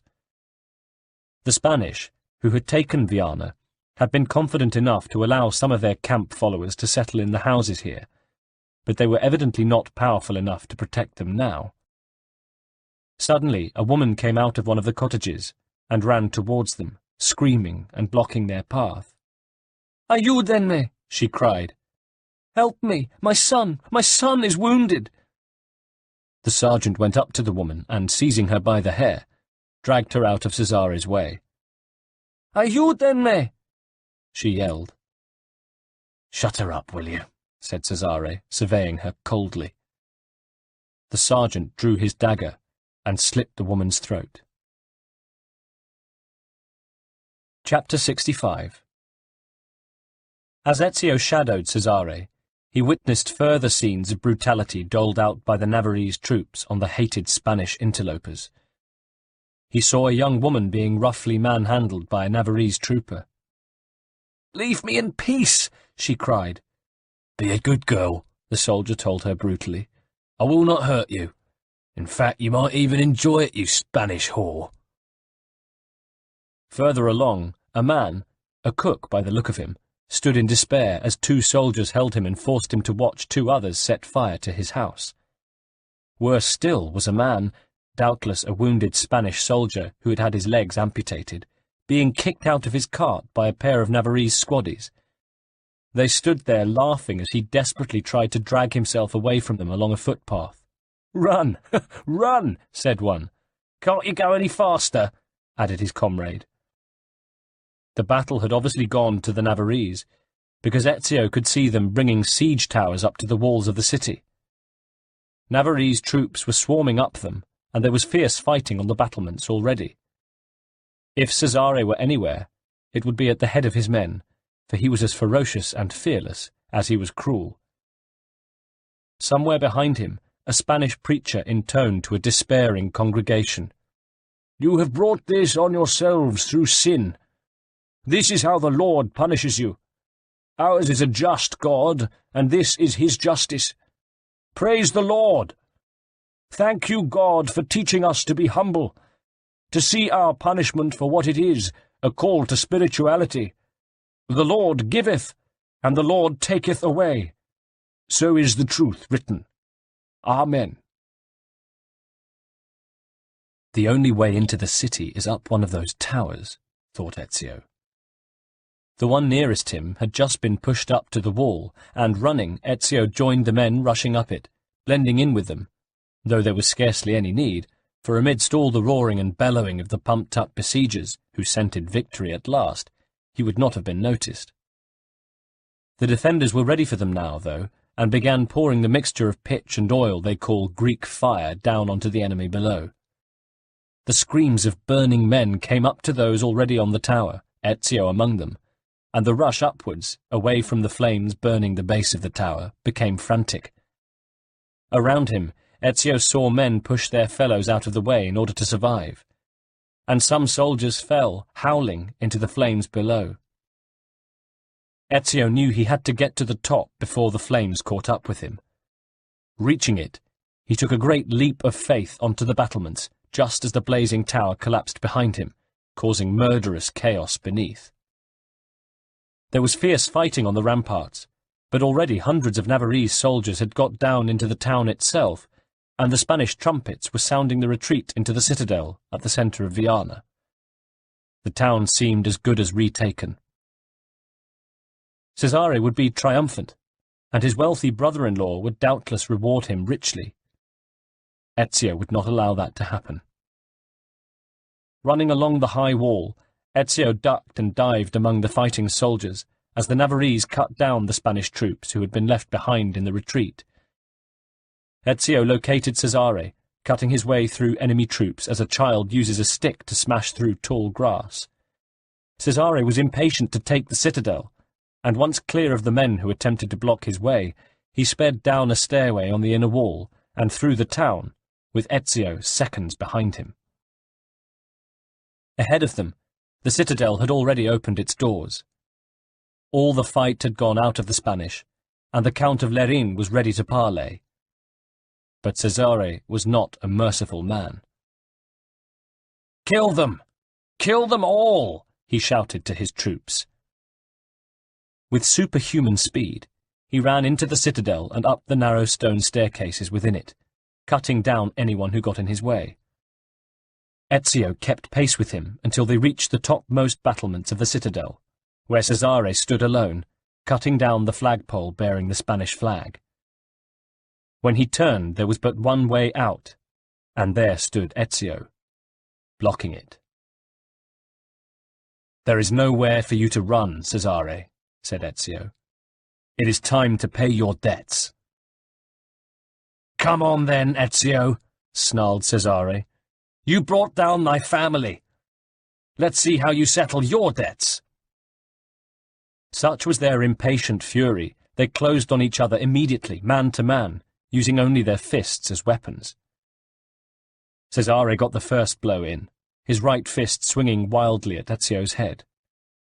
Ezio ducked under the punch, but a fraction too late, so that Cesare's knuckles glanced off the assassin's temple. Ezio staggered, giving Cesare cause to cry out in triumph. "No matter what you do, I will conquer all. But first, I will kill you and everyone you hold dear. As for me, I cannot die. Fortuna will not fail me." "Your hour is come, Cesare," Ezio replied. Recovering his composure and stepping back, he drew his sword. Cesare loosed his own blade in response, and the two men began to fight in earnest. Ezio swung his blade viciously towards his foe's head, the blade sweeping a lethal flat arc through the air. Cesare was shocked by the speed of the attack, but managed to raise his own blade in a clumsy parry, his arm shuddering with the impact. Ezio's sword bounced away, and Cesare thrust with his own attack, his balance and focus regained. The men circled on the parapet, flicking the tips of their swords in a swift burst of swordplay. Ezio stepped quickly forward, leading Cesare's blade off to the right, then twisting his wrist and aiming the point of his sword towards Cesare's exposed left flank. Cesare was too quick, though, and slapped Ezio's sword aside. Then he used the opening to flick his blade at Ezio, who responded by raising his wrist and using the bracer to deflect the blow. Both men stepped back, wary once again. Cesare's skill as a swordsman had clearly not been hampered by the new disease. "Pah, old man! Your generation is finished. It is my turn now, and I will not wait any longer. Your antiquated systems, your rules and hierarchies, all of them must go." Both men were tiring, and they confronted each other, panting. Ezio replied, "Your new regime will bring tyranny and misery to all." "I know what is best for the people of Italy, not a bunch of old men who wasted their energy fighting to get to the top years ago." "Your mistakes are worse than theirs." "I do not make mistakes. I am the enlightened one." "Enlightenment comes through years of thought, not through blind conviction." "Ezio Auditore, your time has come." Cesare slashed with his sword, striking an unexpected and cowardly blow. But Ezio was just quick enough to parry, carry through, and, catching Cesare off balance, seize his wrist and wrench the sword from his grip, sending it clattering to the flagstones. They were on the edge of the battlements, and far below, Navarrese's troops were beginning to celebrate. There was no looting, though, for they had regained a town which was their own. Cesare went for his dagger, but Ezio slashed at his opponent's wrist with his sword, cutting into the tendons so that it hung limply, disabled. Cesare staggered back, and his face grimaced with pain and anger. "The throne was mine," he said, like a child who has lost a toy. "Wanting something does not give you the right to have it." "What do you know? Have you never wanted something that much?" "A true leader empowers the people he rules." "I can still lead mankind into a new world." Seeing that Cesare was standing inches from the edge, Ezio raised his sword. "May your name be blotted out. Requiescat in pace." "You cannot kill me! No man can murder me!" "Then I will leave you in the hands of fate," replied Ezio. Dropping his sword, Ezio seized Cesare Borgia, and with a single deft movement, threw him off the battlements. He plunged onto the cobblestones 100 feet below. But Ezio did not look down. The weight of his long fight against the Borgia was lifted from his heart. Chapter 66. It was Midsummer's Day again, Ezio's 48th birthday. Ezio, Machiavelli, and Leonardo were gathered in the newly refurbished Tiber Island headquarters, which was now a proud building for all to see. "It's a very small birthday party," commented Leonardo. "Now, if you had let me design something for you, a real pageant—" "Save that for 2 years' time," smiled Ezio. "We have invited you for another reason." "Which is?" asked Leonardo, full of curiosity. Machiavelli, sporting a slightly crooked but fully healed shoulder, said, "Leo, we want to extend an invitation to you." "Another one?" "We want you to join us," said Ezio solemnly, "to become a fellow member of the Brotherhood of the Assassins." Leonardo smiled gravely. "So my bombs were a success." He was silent for a moment, then said, "Gentlemen, I thank you. And you know that I respect your goals, and will support them for as long as I live. I will never disclose the secrets of the assassins to anyone." He paused. "But I tread a different path, and it is a solitary one. So forgive me." "Your support is almost as valuable as your becoming one of us. But can't we persuade you, old friend?" "No, Ezio. Besides, I'm leaving." "Leaving? Where are you going?" "I shall return to Milan, and then I'm going to Amboise." "To France?" "They say it is a noble country, and it is there I choose to end my days." Ezio spread his hands. "Then we must let you go, old friend." He paused. "This, then, is a parting of the ways." "How so?" asked Leonardo. "I am returning to Florence," replied Machiavelli. "My work there is far from done." He winked at Ezio. "And I still have that book to write." "What will you call it?" Machiavelli looked levelly at Ezio. "The Prince," he replied. "Send Claudia back to me." "I will. She misses Rome, and you know she'll support you as long as you continue your work as mentor of the Brotherhood." Machiavelli glanced at the water clock. "It is time." The 3 men rose as one, and embraced each other solemnly. "Goodbye. Goodbye. Goodbye." This audiobook was recorded at Chatterbox Audio and produced and published by Penguin Books Limited, recording copyright 2013.